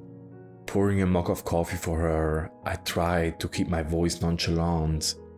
Hey, just out of curiosity, what else around here is unfamiliar to you? As it turned out, a lot of things were, as if whoever or whatever had made her forgot to give the strange girl a full set of memories. There seemed to be no rhyme or reason to what she knew and didn't know. She knew what a helicopter was, how personal hygiene worked, and how to read and write. But in other things, she seemed to draw a blank. The microwave wasn't the only example. My cell phone, another mystery to her, especially when I showed her how I could take videos and pictures with the tap of a finger. Everything about barren country eluded her as well, and she quickly grew comfortable enough to ask me questions, down to the minute details. Wow! The girl watched through the microwave door as a small plate of frozen breakfast sausagelings spun around and around, a fascinated smile on her pretty face. Can it make pies? I can't remember the last time I had a pie, but I think they're supposed to be good. I guess it can. I added some creamer along with a healthy dose of sugar to her waiting cup of coffee, but I'd probably still use the regular oven. My mom used to make mean blackberry cobbler back in Iowa. She beamed at that, her teeth a pearly white that took my breath away. Is that where you're from? Crossing to one of my toads that hadn't made it to the bedroom, I pried open the plastic lid to sift through some of my belongings. Yeah, here, I'll show you. The girl straightened up when I put the photo album on the table, her expressions awash in wonder. I opened the book and flipped through the pages of my life, glad to have something to distract me from the memory of Stacy's lifeless corpse in the morgue. That's my great-great-grandpa Clyde. He ran a pig farm in Indiana before he moved to Iowa. And that's my grandpa, Nora Hayes. She emigrated from Ireland to avoid the fighting during the Troubles. Then there's my mom and dad in college together. He looks like you. She pointed to my father's handsome face and flashed me a warm smile. I was named after him, I shrugged, wishing I could call my father and ask him for advice about my peculiar situation. Adams James Sterling Jr. never liked the junior part growing up. Her happiness damped somewhat, and the girl's shoulders slumped. At least you have a name. It hurt seeing her falter, and I gave the girl a reassuring shoulder nudge. You have one, I'm sure of it. You just need to give it some time to remember. And if I don't? She locked eyes with me, a serious, searching gaze on her pixie-like face. Adam, I woke up in a hole, covered in that crusty black stuff. I can't remember anything about who I am or where I came from. As far as I know, there's no photo album out there with my face in it. Does that sound normal to you? Her voice bore a tone of pain, a grim knowledge that I couldn't dispute. Lying to her any further would be more than a sin, but betrayal of the highest degree, and she deserved to know what was the truth. She was Cricket after all, even if she no longer had wooden teeth and walked on all fours. I'd cared for her when she wasn't human. I had to do the same now that she was, even if the truth drove her mad. I sighed and gripped my coffee mug in anxious hands. Before you woke up, I called you Cricket. She stared at me, aghast, like I just told her I could juggle car engines with a blindfold on. What? Shutting the photo album, I headed for the back door on the other side of the kitchen. Come with me.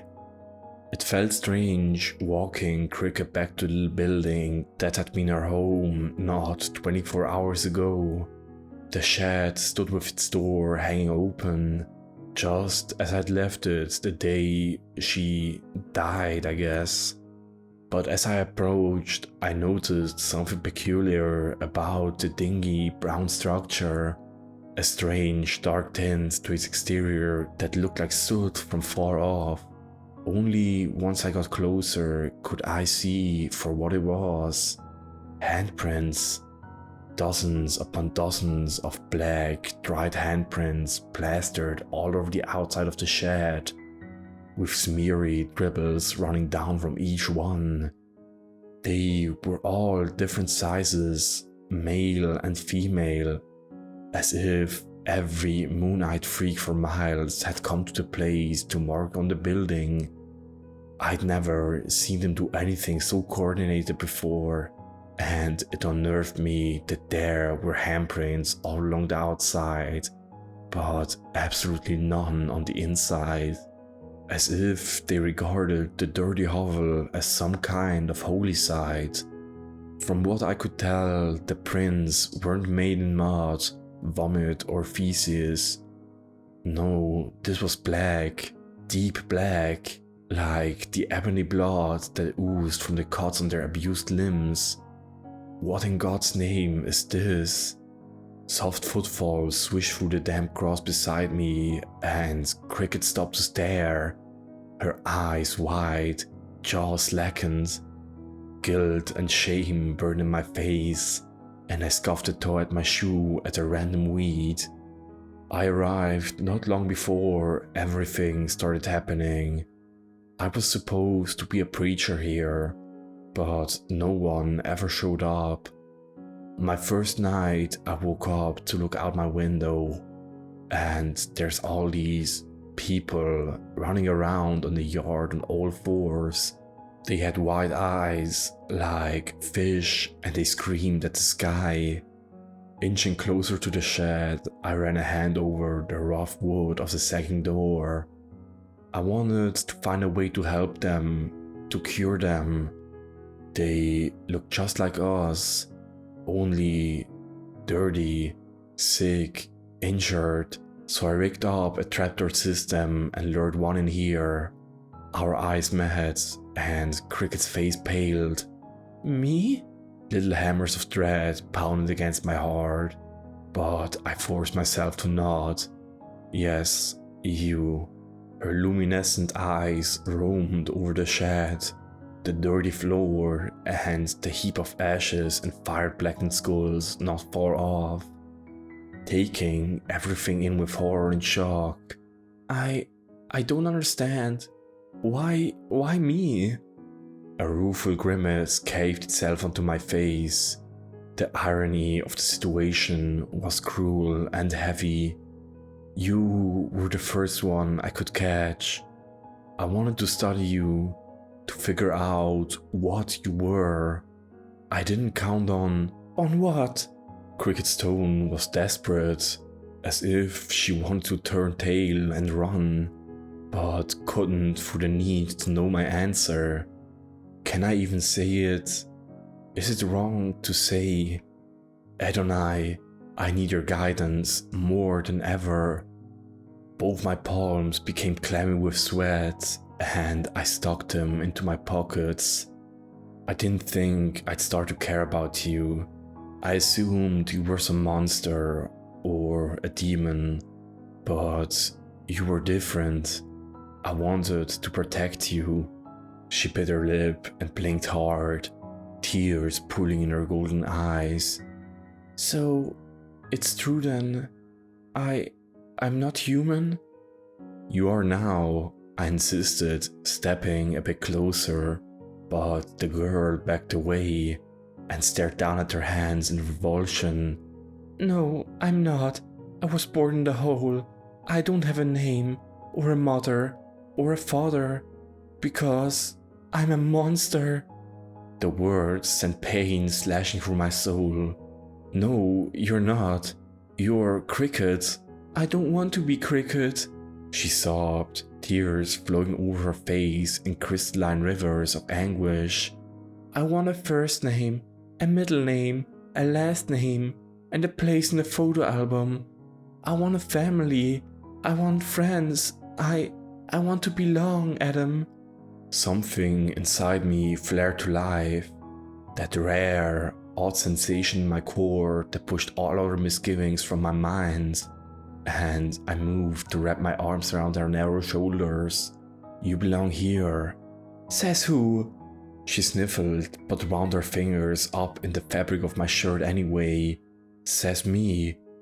I relished the way her hair smelled, sweet in the morning breeze.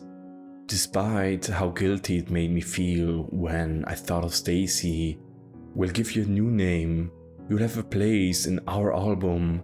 You'll stay here with me as long as you want. You're human, Cricket. You'll always be human to me. A few choked sobs echoed in my ear, but she clung to me like I would blow away in the humid Ohio wind. You promise? That small, familiar flicker of warmth turned into a bonfire in my chest, and I gently brushed my fingertips over her silky blonde hair. I promise. We turned for the parsonage, and she wiped at her face with a sheepish half smile. A hand slid into mine, and in spite of my consciousness howling at me, I didn't let go. How long had it been since I held someone's hand, been connected in that simple way, grounded, whole? A lifetime, it seemed. A horrid, awful lifetime.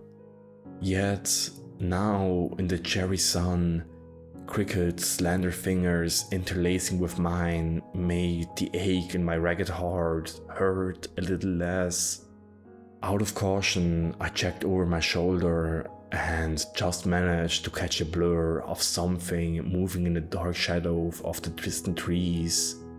It lumbered too fast for me to tell, but I could feel the hazy white eyes of the fiends on my back, their wide, eerie smiles hidden in the bushes, protected by the forest canopy from the bright spring sunlight.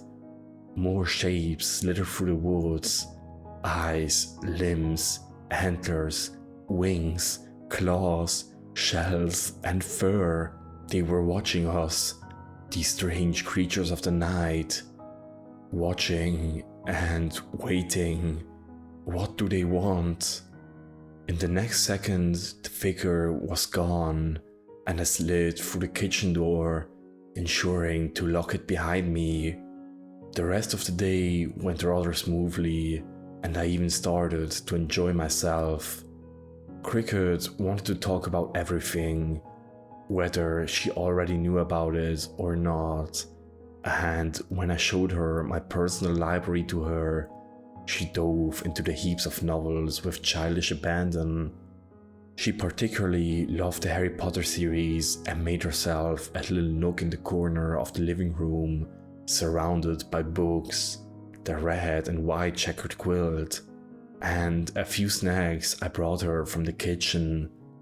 It amazed me how fast she could read, the pages flying like Cricket wasn't even looking at them.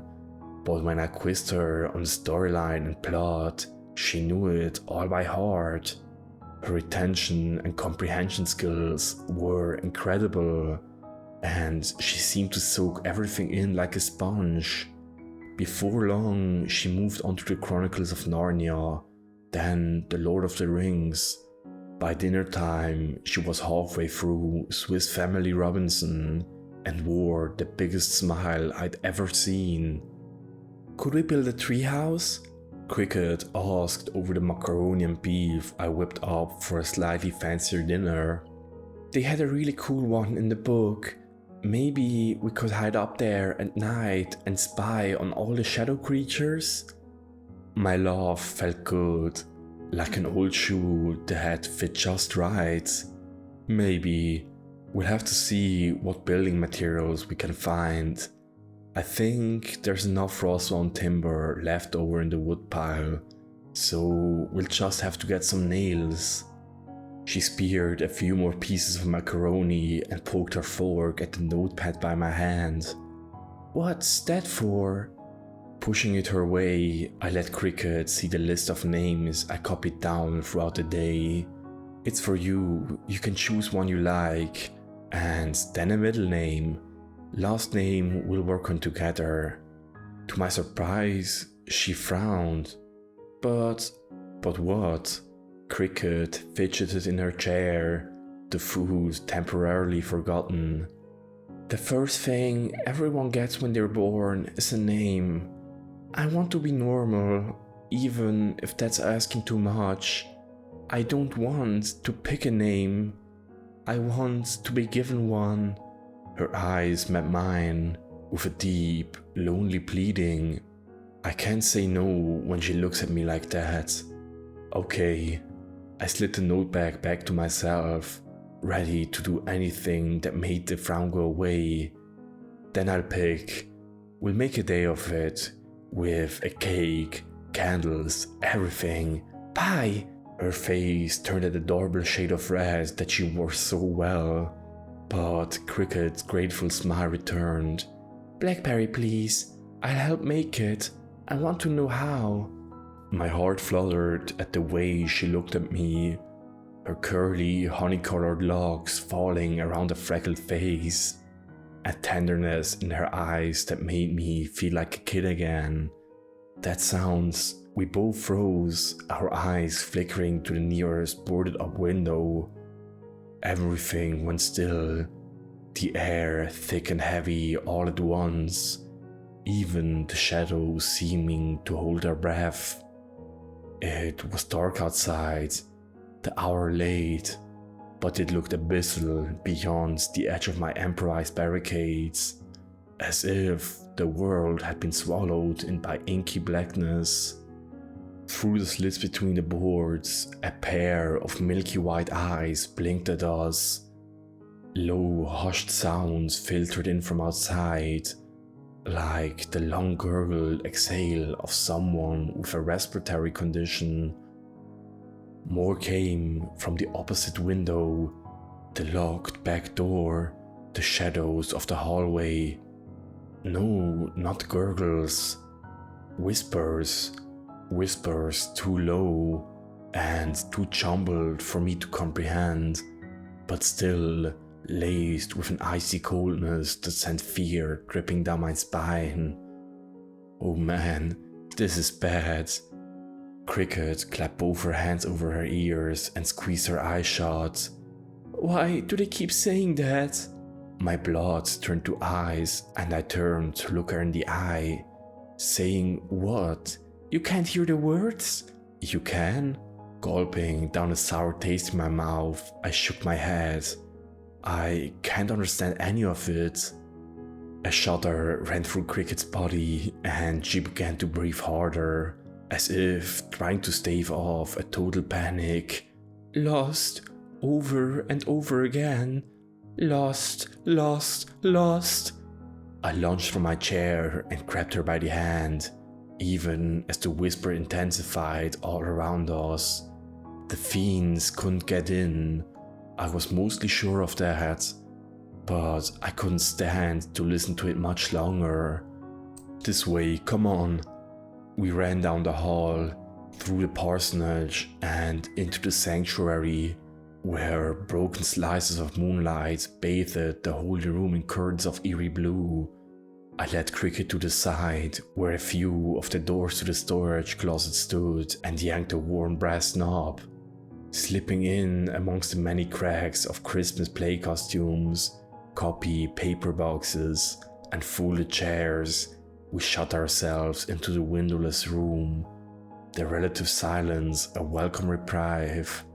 Cricket threw herself into my arms, and we stood there for close to an hour, prisoners in our own home, the musty smell of mothballs and lint all around us.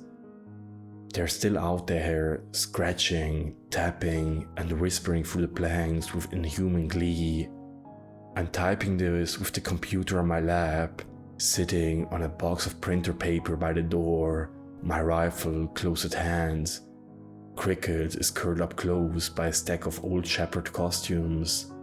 Though I doubt she's asleep, I'm not sure what the fiends want, if they're trying to communicate with me or with Cricket, and whether it's for good or ill. One thing is for certain though, I don't have enough ammunition for them all, and they're not going away. Part 5. I jerked from my slumped position against the wall and winced at the soreness in my tight muscles. If I kept falling asleep in any place other than my own bed, I would be soon walking like my aged father, with a cane and a hunchback. Craning my head around, I peered through the open door of the storage closet and saw the sanctuary bathed in carpets of fresh sunlight. Birds chirped outside and the whispers had finally stopped. Aside from myself, the storage closet stood empty. I froze and all the hairs on my body stood on end. It was as if someone had smacked a stick or a tree branch against the church white-painted clapboard siding. It was morning, the day had come. Nothing should have been still out there. Wait, where's Cricket? My eyes flicked on the double doors of the sanctuary, and I saw they stood slightly ajar, the padlock and chain lying on the floor.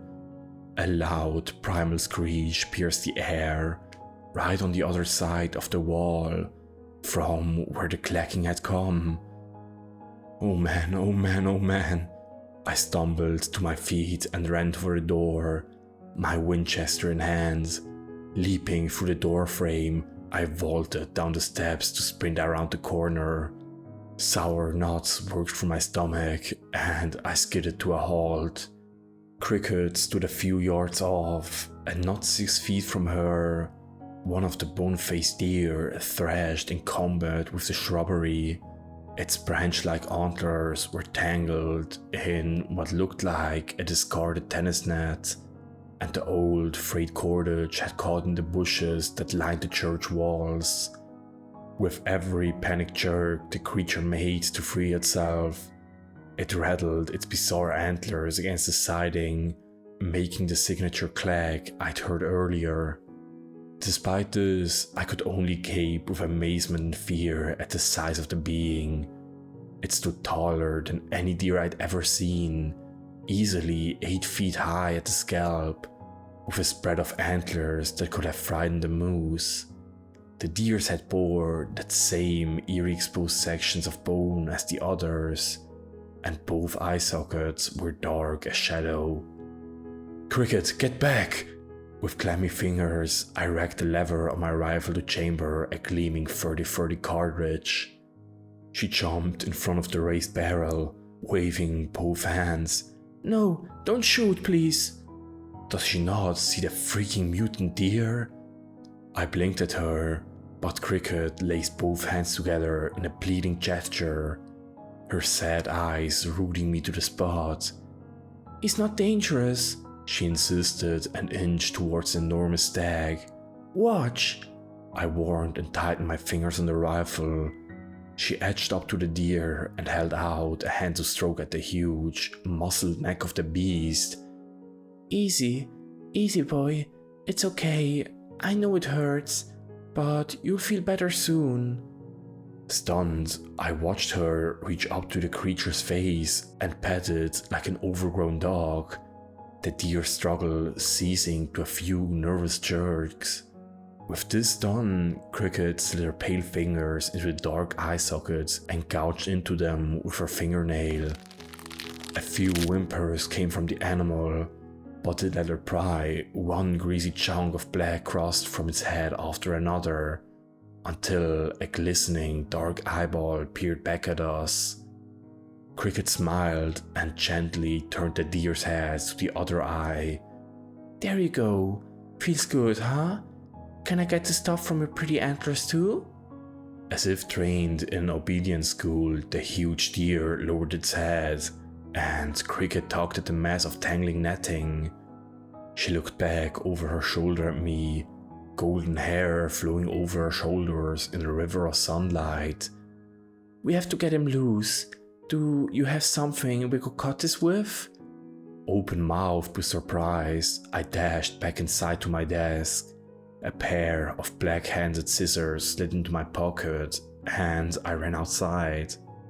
I stopped a few yards away and cleared my throat. Cricket met my frightened gaze and made a warm, reassuring grin. "It's okay. I told him you're not scary. Come here." "You did what?" Slowly, I tiptoed closer, walked right up to the nightmarish mutant, all 4 limbs shaking. A pleasant warmth coursed through my left hand, and I looked down to find her fingers wound around mine. Cricket's golden irises locked onto me, and her cheeks tinged to a rosy pink. "Watch!" She raised my hand to place it on the deer's neck. Satin bristles slid under my palm, and I could feel every twitch of the animal's muscle. Its nervous breaths, the thumping of an artery as the blood pushed to its heart. On its ragged face, I could discern a slight wriggle of the deer's tender flesh, as if it were moving into a placed and almost sentient way, healing over the bone that widened to make the skull thicker, larger, stronger. I looked up into its baleful chestnut brown eye, now clear of the sooty black crust, and saw my tiny reflection looking back. This thing didn't want to harm me. It had gotten its head stuck, trying to scrape the scum from its eyes on the bushes. The sunlight.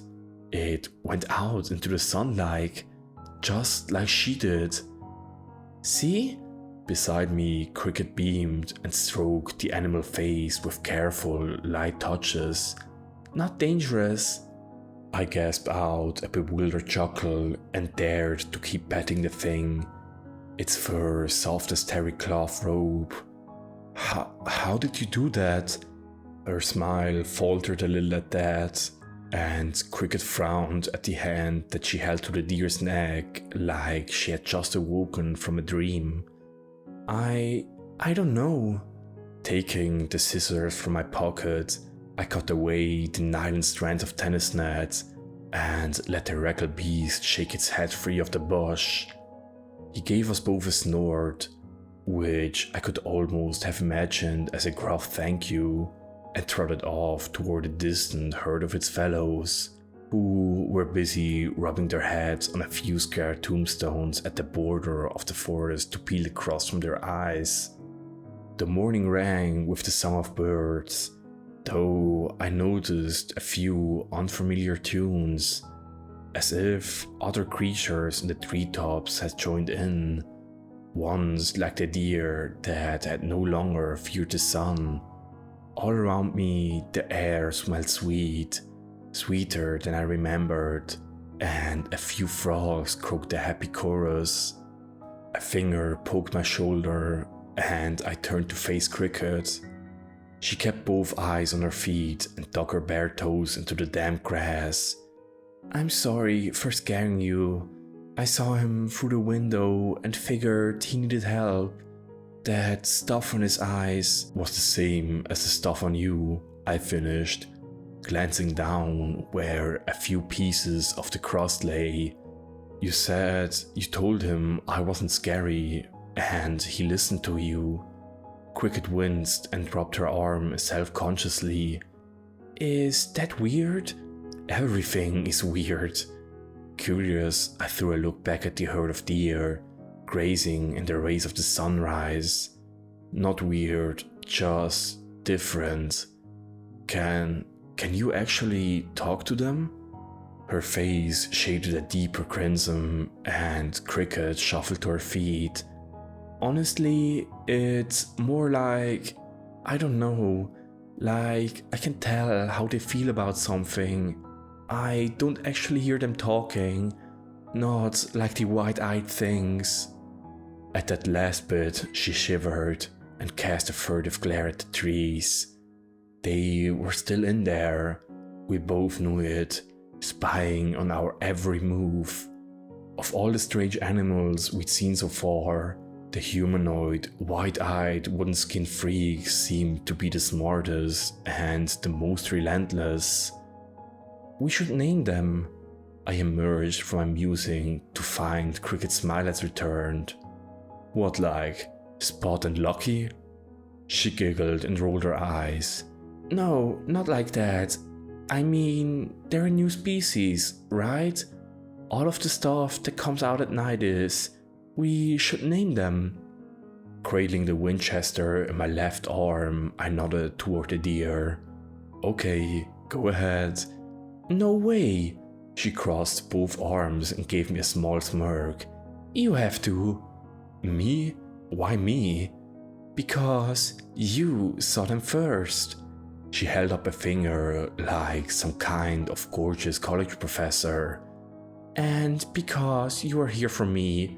Besides, this is your land anyway." This time I rolled my eyes and set both my hands on my hips.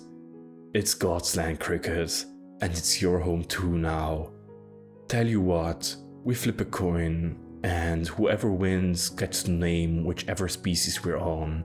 Deal?" A glimmer came into her golden irises, and once again, Cricket's smile took my breath away. "Deal." Instead of fearing the dark, I began to look forward to it, when Cricket and I would climb the ladder inside the old church bell tower with a pair of binoculars to study everything that came out of the trees. I took more technical notes while Cricket drew the special creatures on a notepad I'd given her. With every passing day, more and more species ventured into the sunrise, and as they did, they changed from nightmarish, incomplete freaks to bizarre yet beautiful creatures. The bone-faced whitetail were huge, graceful animals with soft brown fur the color of new Oxford shoes. They bordered on the domesticated side whenever Cricket approached, nuzzling her outstretched hand for sugar lumps, and licked her face until the girl laughed. She had such a way with the animals, as if they could sense she was new to this world as well, and many of the critters trusted her implicitly. I had to be more cautious, but eventually I would walk up to the gentle creatures and pet them while they grazed. Cricket named the bat-winged lizard creatures fire drakes for the bright blaze of color that each bore on their snout. They stood about knee-high and walked on all fours like a pterodactyl, with folded leathery wings and scaly black bodies that ended in a long, arrow-shaped head. They had no less than 6 eyes, 3 to a side, and long whip-like tails that they could use to hold onto things like a lemur might. Fire drakes loved shiny things, especially coins, and we would toss spare pennies we found in the living room couch to get them close enough to observe. New plants sprouted to life as well, lantern roses that glowed yellow and orange at night, dancing water lilies that swayed on their own and smelled like fruity cereal, and the bomb creeper vine that exploded with razor-sharp needles if you got too close. Thankfully, I could rely on Cricket's built-in sixth sense to guide me through these discoveries without facial injury.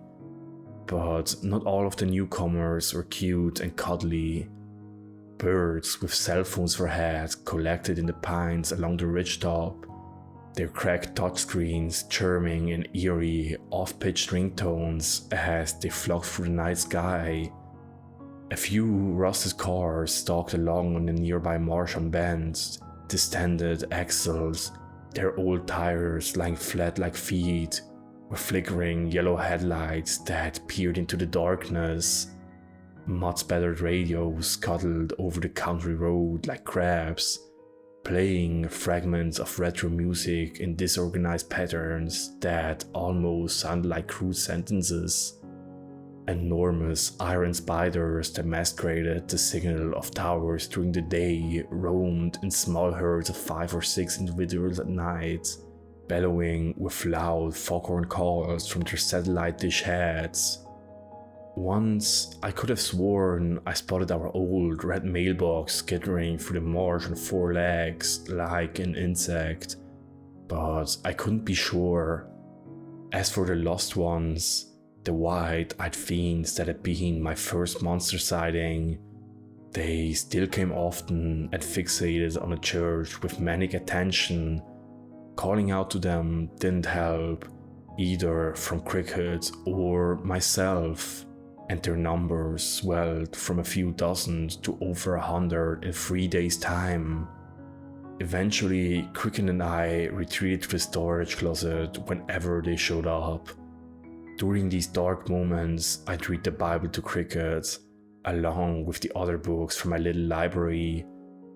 Explaining God to someone again after so long of being on my own felt good, even if we were trapped in a broom closet with the world falling apart in slow motion apocalypse all around us.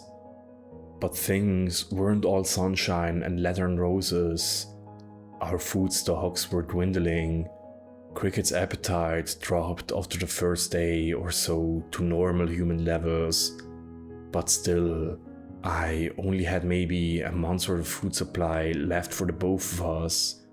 My ammunition stocks were critically low, and my phone couldn't even get through the police anymore. Service dipped erratic to virtuously non-existent, and I went for days at a time without even trying to upload anything. Cricket had nightmares that dragged her from slumber with cold sweats and terrified screams, and it got to where she couldn't sleep unless I was somewhere nearby to wake her when the mumbling started. Then came last night. I sat in the front pew of the dark sanctuary, staring up at the wooden cross bolted into the wall, my mind a whirling prayer and confused thoughts. Outside, the lost ones whispered, scratched, digging their chipped fingernails into the faded wood planks like carpenter bees. It was a cool night, the room chilly, the night sky a deep ebony on the other side of the windows. Shutting my eyes, I prayed like I have never before, searching, seeking some message of wisdom. Why are you doing this, Adonai? We have nowhere to go, and soon nothing to eat. The beasts are too many, and honestly, I'm afraid we're trapped. Please help me see your will in this. I sat there in the murky shadows, waiting for something, anything. My ways are not your ways. My thoughts are not your thoughts, saith the Lord. That verse again. How many times had I passed it in the kitchen these many days? Was it just coincidence, a flash of memory, a reflex of my mind? It was hard to know sometimes if God was speaking to me or if I was grasping at straws. My ears twitched and I straightened up, cocking my head to one side. Inside my chest, my heart began to pound, and I threw myself toward the nearest high-set window. An empty black sky greeted my eyes, tinged by the glow of a pale moon, but just on the other side of the trees, I thought I could see a flicker of white light. They exploded from the horizon, 4 large helicopters winging in over the foliage, their blinding white searchlight flicking on the probe at the ground. All around the church, the lost ones screeched and scattered. A few of the bone-faced whitetail darted for cover, and the fire drakes on the roof took to the sky. "Cricket!" I thundered into the parsonage and ran to shake her awake in the spare bedroom. Get up, we have to go, come on!" She jolted upright, her blonde hair askew, dressed in an old green t-shirt and checkered blue flannel pants. Her eyes winced the light from the hallway, bleary and half away. "What's wrong?" A muffled shot rang out, and somewhere in the darkness, one of the lost ones screamed out in pain. Blood surged in my temples, and I grabbed her hand to sprint for the front door. "Outside, there are people outside, come on!" More gunshots filled the air in sporadic bursts, and I fumbled with the cold padlock on the doors of the sanctuary. We're close, so close to being rescued, to flying out of here and find a way to fix this mess. "Adam!" Cricket stepped back from the door, her golden eyes flashing in uncertainty at the sound of the helicopters touching down just outside of the grass cemetery. "I don't know about this." But the lock was already undone, and I pushed the door open with my shoulder, grabbing my rifle from beside the doorframe to step into the misty night. 2 of the aircraft landed, while another 2 continued to circle overhead, their door gunners firing salves of machine gun rounds into the woods around the church. A few dozen riflemen spread out in the ankle-high grass of the cemetery and advanced towards the church, their black rifles raised, with tubular night vision goggles pulled down over their eyes. Like the helicopters, the men were all clad in grey, a flat, slate grey that reminded me of stone, cold and unfeeling. I didn't see insignia anywhere, no letters, numbers, or patches for a unit.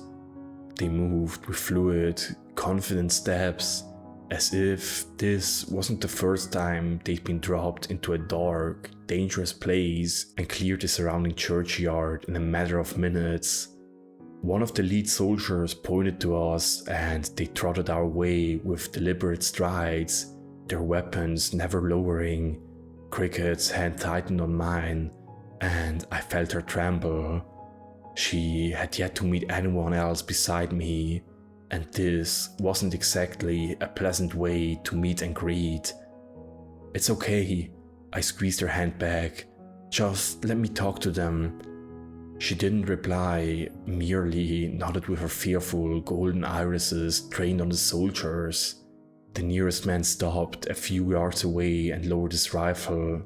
He swung the night vision goggle on his helmet back and grinned at me with camouflage painted face and the shiny white teeth that gleamed between his bushy beard like stars.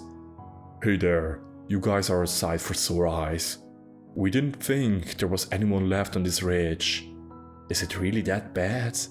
I tried to stifle the unease that greeted in my guts and smiled back pleasantly. "Good to see you too.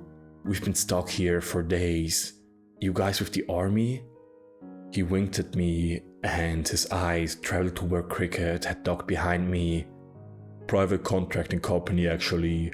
We're tasked with evacuating civilians from the danger zone. Is she okay?" "She's just really shy." I didn't step aside to expose her, as something about the way Cricket gripped the back of my shirt gave me pause. "So do you guys know what's going on out here?" Sighing, the man slung his rifle over one shoulder and muttered something into his radio mic before turning back to me. "It's a complicated situation. Mind if we come in? We'll help you gather your things before we exfil out of here." Stepping to one side, I waved the soldiers in. 5 minutes later, we sat in the parsonage kitchen, our suitcases at our feet, and passed mugs of fresh coffee to the grateful troops. The man, known as Lieutenant Bornson, sipped his black, no sugar across from Cricket and I, his angular face shaded and foreign in the kitchen lights.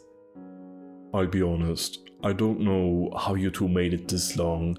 He chuckled and stretched to crack his back beneath the bulky plate carrier he wore. "I've seen whole squads of guys go out there and get torn up by those things, and they're not even the worst. Heard rumors from a gunship crew they spotted something huge on a radar, some kind of techno the size of a plane in the North Woods. You're lucky that thing didn't settle down here." Cricket shifted in the chair and avoided the lieutenant's piercing gaze, picking at her jeans with a nervous fingernail. She didn't often get nervous, and I had to admit, it made me a little anxious to see her so on edge. I glanced at her out of the corner of my eye, but played it cool. "We just laid low mostly, couldn't leave after they slashed my car tires. So where did all these things come from?" Borson made eye contact with one of the other soldiers around the room and scratched the back of his neck. "Like I said, it's complicated. A bunch of scientific stuff that's above my pay grade. From what I've been told, it's basically some form of electromagnetic radiation that causes cellular life cycles to change, makes mutants out of normal stuff, and creates these new things where holes in the environment exist. I figure you've seen plenty of them, right?" Again, he looked at Cricket, and something about the way he watched her, with a very predatory gaze, made my skin crawl. "She's not going to bite you, or are you thinking of biting her?" I scooched my chair closer to hers and slid my hand under the table to grip Cricket's, her fingers clammy on mine. "Yeah, we actually made a lot of drawings and notes. If you'd like, we could show them to you." Bornson let slide a bored grin. "If your shy friend here wouldn't mind grabbing those for us, that would be excellent." Turning to Cricket, I nodded toward the door and leaned to whisper in her ear, "When you go get the drawings, count how many soldiers there are, just so we know." Her face hardened into a knowing, resolute impassiveness, and Cricket rose to slip down the dimly lit hallway. "Never did catch your name," finished with his coffee.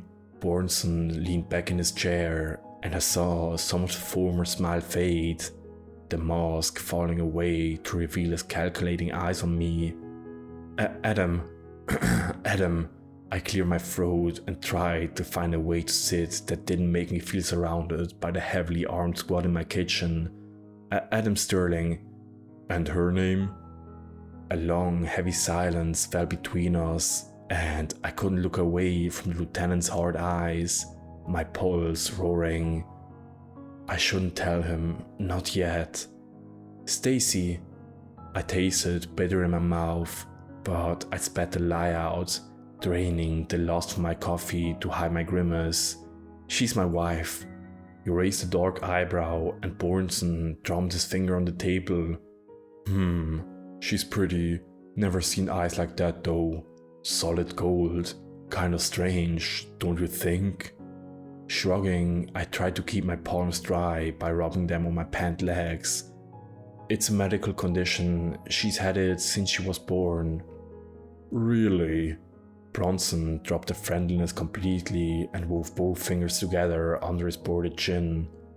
When was that precisely? This guy is really getting on my nerves. Why? I narrowed my eyes at him and crossed both arms. He cocked his head to one side and his lips tucked into a smirk. Careful with that tone, Sterling. After all, we are your ride out of here.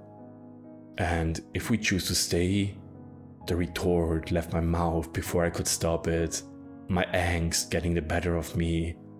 I appreciate the SEAL Team 6 rescue, but like I said, we've been just fine up until now. You're in my kitchen, Lieutenant, don't forget that. Tension clouded the air, thick as mud, and no one sipped their coffee now. Behind their face paint, the men glared at me, and more than one flexed the grip on their weapons. Where's Cricket? How long does it take to get a notepad from the next room? You know, Sterling, I ran into guys like you when I was just a grunt. Bronson chuckled, a humorless warning that sent shivers down my spinal cord. Big, tough talkers up until the truth hit them in the face. Then they'd show themselves for the lying rats they were. I hate liars, Sterling. Hate them. So, you want some truth? I couldn't tell if that was a threat, a challenge, or an offer. But either way, all I wanted was to find Cricket and get away from these men as soon as possible. I want to leave now, please. Oblivious to my demands, the lieutenant leaned across the table, and I could smell the chewing tobacco on his breath. The truth is, you're a damned liar. Your wife died last year in a car wreck. You came here alone. We've had a drone watching you every time you walked through that door. We saw everything. My throat turned bone dry, and I became acutely aware of how far my acquainted Winchester was from my hands, and how long it would take me to reach where it stood, propped in the corner. What do you want? I gritted my teeth, doing my best to keep my calm, even as my brain screamed that Cricket had been gone for far too long. Bronson didn't move, only watched me with the snake-like stares that showed no remorse whatsoever. The truth, we've been dealing with these freaks for months now, trying to find a cure. Drugs, chemo, you name it, we tried it. Even exposure to sunlight, nothing. All dead in minutes. And yet, somehow, you find a way to change one with a garden shed and a shovel. And she's thriving. Horror eyes through me, and I clawed for something to rescue me. A convincing lie, a bluff, but nothing came. The clock ticked in the background. I could smell the musty coffee pot burning, and outside, the helicopters whirled overhead in a deadly, throbbing rhythm. A muffled scream cut through the tension from just down the hall, and a thought echoed in the shadows. Cricket. I lunged for the hallway, but hands grabbed me from all sides, and one of the soldiers snatched my Winchester before I could reach it. Someone slammed a fist into my stomach, and all the air rushed from my lungs. I crumpled, my knees buckling, and they pinned both my arms behind my back. 2 more soldiers emerged from down the hall, and between them Cricket writhed, her hair a wild mess, feet kicking at the air, one of her shoes missing. "Adam!" Her golden eyes filled with tears, and she thrashed to free her trapped arms, too small to overpower the hulking mercenaries. Struggling to stand, I managed to drive my head into the side of the closest man, only to have stars explode before my eyes when my skull hit the steel plate armor. "Get your hands off her!" Again, more fists collided with my head, face and chest, until darkness nibbled at the corner of my vision. Pain rolled through me. I'd never been hit so hard in my life, and red blood dripped down from my nose on the floor.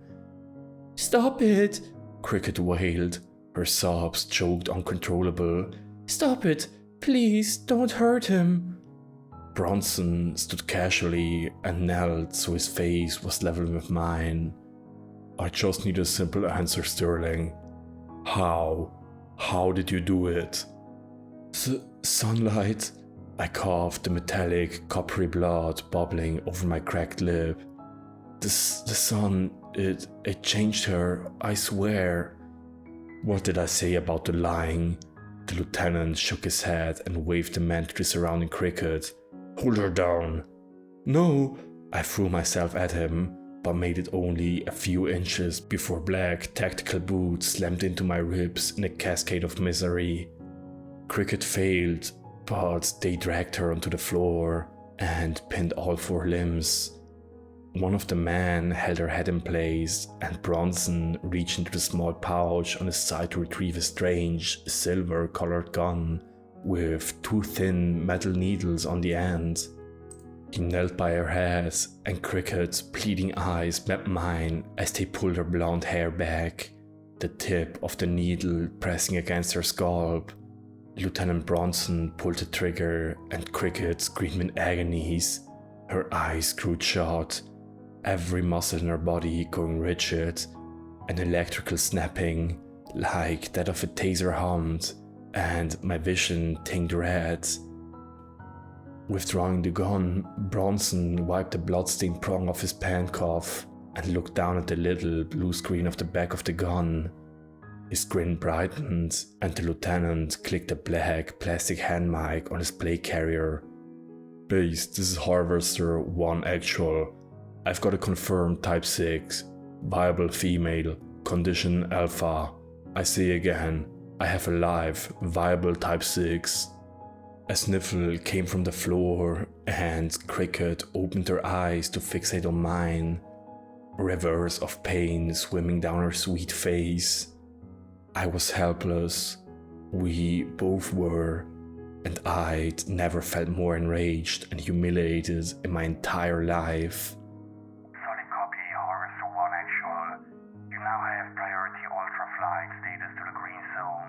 Secure the specimen, wipe the scene, and move to extract. Base out. "Neutralize him and raise the building." Lieutenant Bronson jabbed a finger at me, and the other man hauled at Cricket to her feet, red blood dripping down her neck from the 2 holes in her pale skin. "We're wheels up in 5 mics. I have to do something. Adonai, please. I have to do something. Help me." My mind whirled, and an idea clicked into place. Letting my eyes slide shut, I sagged and went limp in my captor's arms. "What did I say?"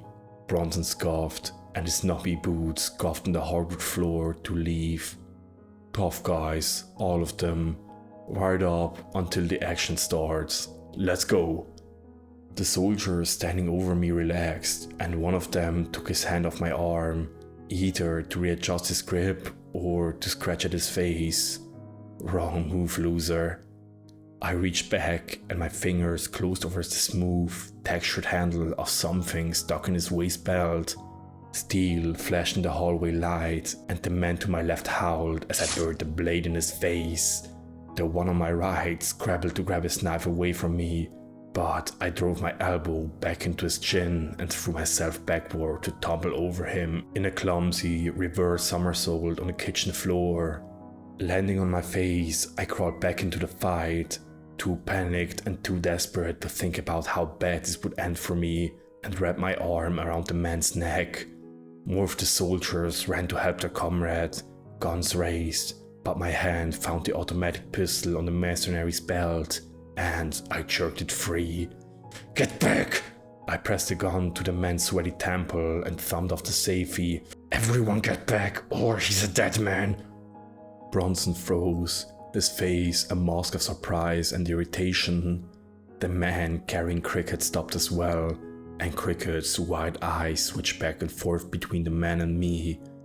Somehow my crazy gamble had paid off, though I hadn't expected to get this far. Seriously? Bronson rolled his eyes at me. That's your master plan? I've got 40 guys rigging this place with steel. You won't get— "Shut up!" I hissed and tightened my grip on the pistol enough that Bronson's face drained of some color. "Let her go!" No one moved. The tense soldier who I held captive bleeding at Bronson. The wounded mercenary at my feet groaned in pain from the knife still embedded in his face. And the radios crackled with muffled voices in the background. Or what? Bronson's snide grin returned, and he jerked his head at Cricket. You shoot him, we shoot you. She still goes with us. You don't really understand deterrence, do you? I'm not letting you take her. She stays with me.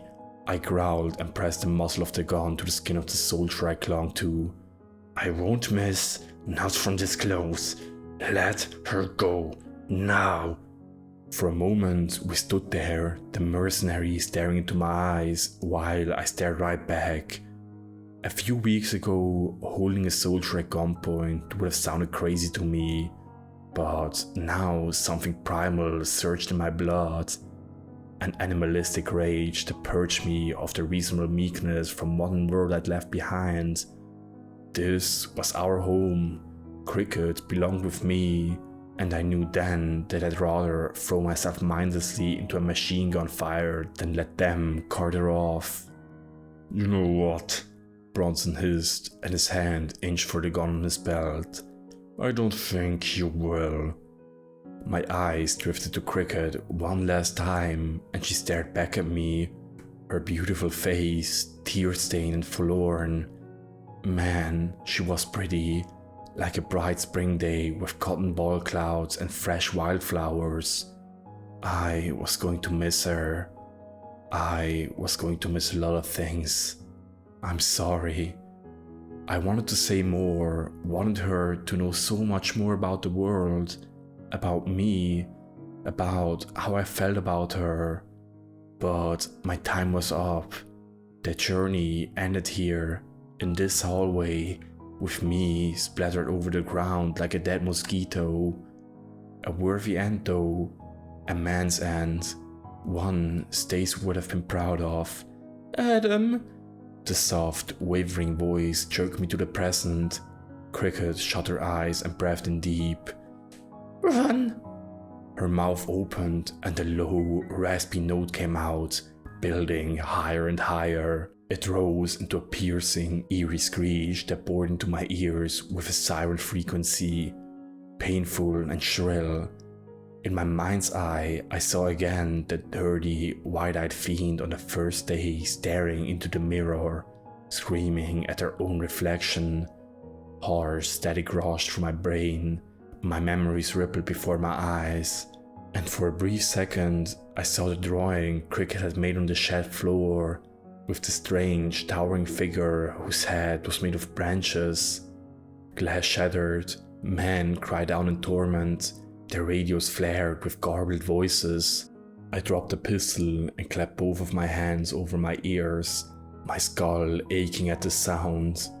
but even from beneath my wall of fingers, I still caught the thudding of feet on the grass just outside, the roar of hundreds of throaty calls in unison, and the echoes of gunfire picking up. Cricket's scream cut out, and I blinked to find myself outstretched on the kitchen floor, the world spinning, my head a mess of fog. Bronson and the other soldiers lay slumped in the hallway, either unconscious or dead. I didn't know. But the radios shouted with panic, the other soldiers outside in total bedlam. Contact in the trees! They're everywhere! Base, this is Echo 3-5. We're under heavy attack at Sector 9. We need... Snarls cut him off, and the howls of the lost ones blazed through the night air in triumph. I could smell the blood in the wind. I knew it wasn't just from my broken noise. The shrieks of dying mercenaries, accompanied by the awful rending of flesh and snapping bones like the tree branches. Machine gun fire roared overhead, but it didn't help, as more rabid limbs scuttled over the grass just behind the kitchen wall, hundreds of mouths eager for the first fresh meat they had in days. A hand snatched at the cloth of my t-shirt, but I was too weak to fight. They dragged me over the floor, toward the back door of the kitchen, and into the cool, damp shadows. My vision blurred, and all four limbs seemed heavy as lead. But there was something else, something just on the end of my perception, so quiet I almost didn't notice it. Whispers echoed everywhere, in the corners of my mind, in the grass under my back, in the thin white mist that hung in the air. Lost. Stiff twigs scratched at my body and leaves fell around my face. Green closed over me, and I recognized one of the bushes on the side of the parsonage, a small bird's nest in the limbs just over my head.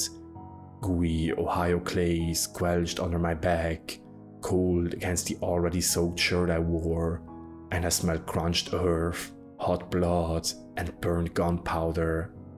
A shadow loomed over me in the tiny cavern of the shrub, and I stiffened, waited for the pain, the square wooden teeth tearing into my flesh. Tender fingers slid over my face, probed gently at my bleeding nose and swollen eye. Adam, please say something. Please, don't be dead. Thank you, Adonai. Her voice broke me, and I choked out a sob. Cricket, is that you? Yes, she sniffled, her soft golden hair brushing my face, and even in the dark, I could tell she was trying to make a brave smile. Yes, I'm here. Her fingers wove into mine, and I gripped her hand with all my might. Did they hurt you? Your head? Cricket huddled low over me, as if to shield me from the sight of dozen feet scuttling by us, her golden eyes almost glowing in the dim light of the stars. I'm fine. Oh, your poor face was never my best feature anyway. I pulled her close to me, the two of us covered in mud and blood, hidden under the shrubs, while the war raged just on the other side of the greenery. Fingernails and toenails clawed at the threshold of the kitchen door that stood open. From my hiding place, I fought a wave of nausea at the sound of men inside awakening to the teeth and claws on the lost ones. Bones crunched, flesh tore, blood splattered like a hose, and I had a feeling that I wouldn't be seeing Lieutenant Bjornsson again. Not in one piece anyway. Overhead, the helicopter soared away, only 3 left now, and from the hammering of bare fists on metal, I figured the other would never make it into the sky. But my stomach sank as I realized that we were worse off than before. Our fortress was breached. We were exposed, unarmed and surrounded by hundreds of the lost ones. There was no escape now. Closing my eyes, I held Cricket to my chest, breathed in the smell. breathed in the smell of her hair and kissed her forehead. Whatever happens, I'm glad you're here. She clung to me so tight my bruises ribs ached. Me too. Loud, horrific screeches sliced through the air, followed by more, in a wave of ethereal misery. Something in my head locked onto the sounds, and my eyes flew open to meet Cricket's, her own mouth hanging open in shock. I knew that sound.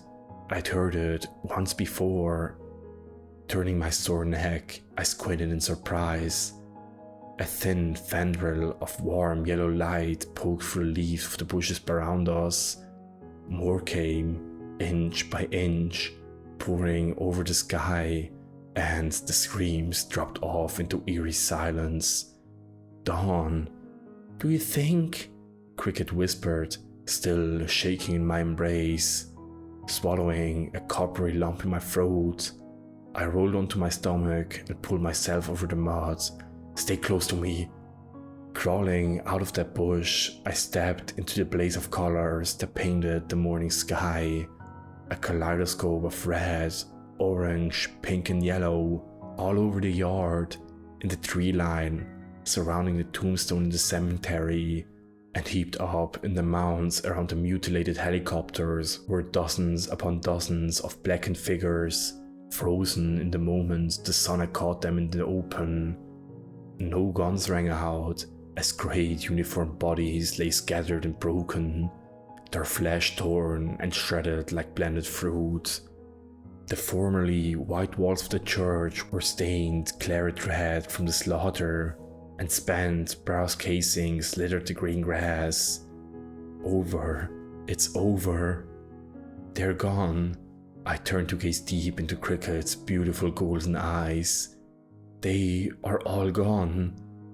A giggle rose in my throat as it did in hers, and we wrapped our arms around each other, too weak and too happy to think. The birds in the trees began their morning song. A few bone-faced whitetails stepped cautiously out onto the green, and a honeybee buzzed past my face. Warmth kissed my skin, and I never felt so good standing in the sunlight. Cricket's breath tickled my neck and sent fire through my body. Thank you. You don't have to. I brushed some of her golden hair from her face, relishing the way Cricket tinged pink in my touch. You belong here. It's not home without you. She pressed her satin lips on my cheek, and I was suddenly aware of her every curve, how even covered in mud, blood and leaves, she still looked gorgeous. Adam? It was my turn to flush with embarrassment, though Cricket didn't seem to mind my staring. She pulled back to search my face, her expression timid and yet hopeful. I need to know something. Anything, I breathed, my heart skipping a beat at the way her hand rested on my chest. She swallowed hard and met my eye, her voice wavering with uncertainty. Who am I to you? Like it had been touched with a live wire, my heart twitched and a warmth flooded through me that hadn't been there in months. In that instant, the words rang through my mind. My ways are not your ways. My thoughts are not your thoughts, saith the Lord. The soldiers were gone. The lost ones were now frozen in their cocoons all around us, ready to break free in several hours' time. My empty church would be full, almost to bursting, with new people who could survive this strange new world, who could sense the animals around them and avoid the dangers and pitfalls far better than the rest of us. And they would be welcomed here in God's house, welcomed as family. Peering into her luminescent eyes, I smiled and allowed myself to feel the one emotion I'd shut out ever since I lost Stacy to that runaway semi-truck. Eve, I breathed with all the love in my heart. Your name is Eve.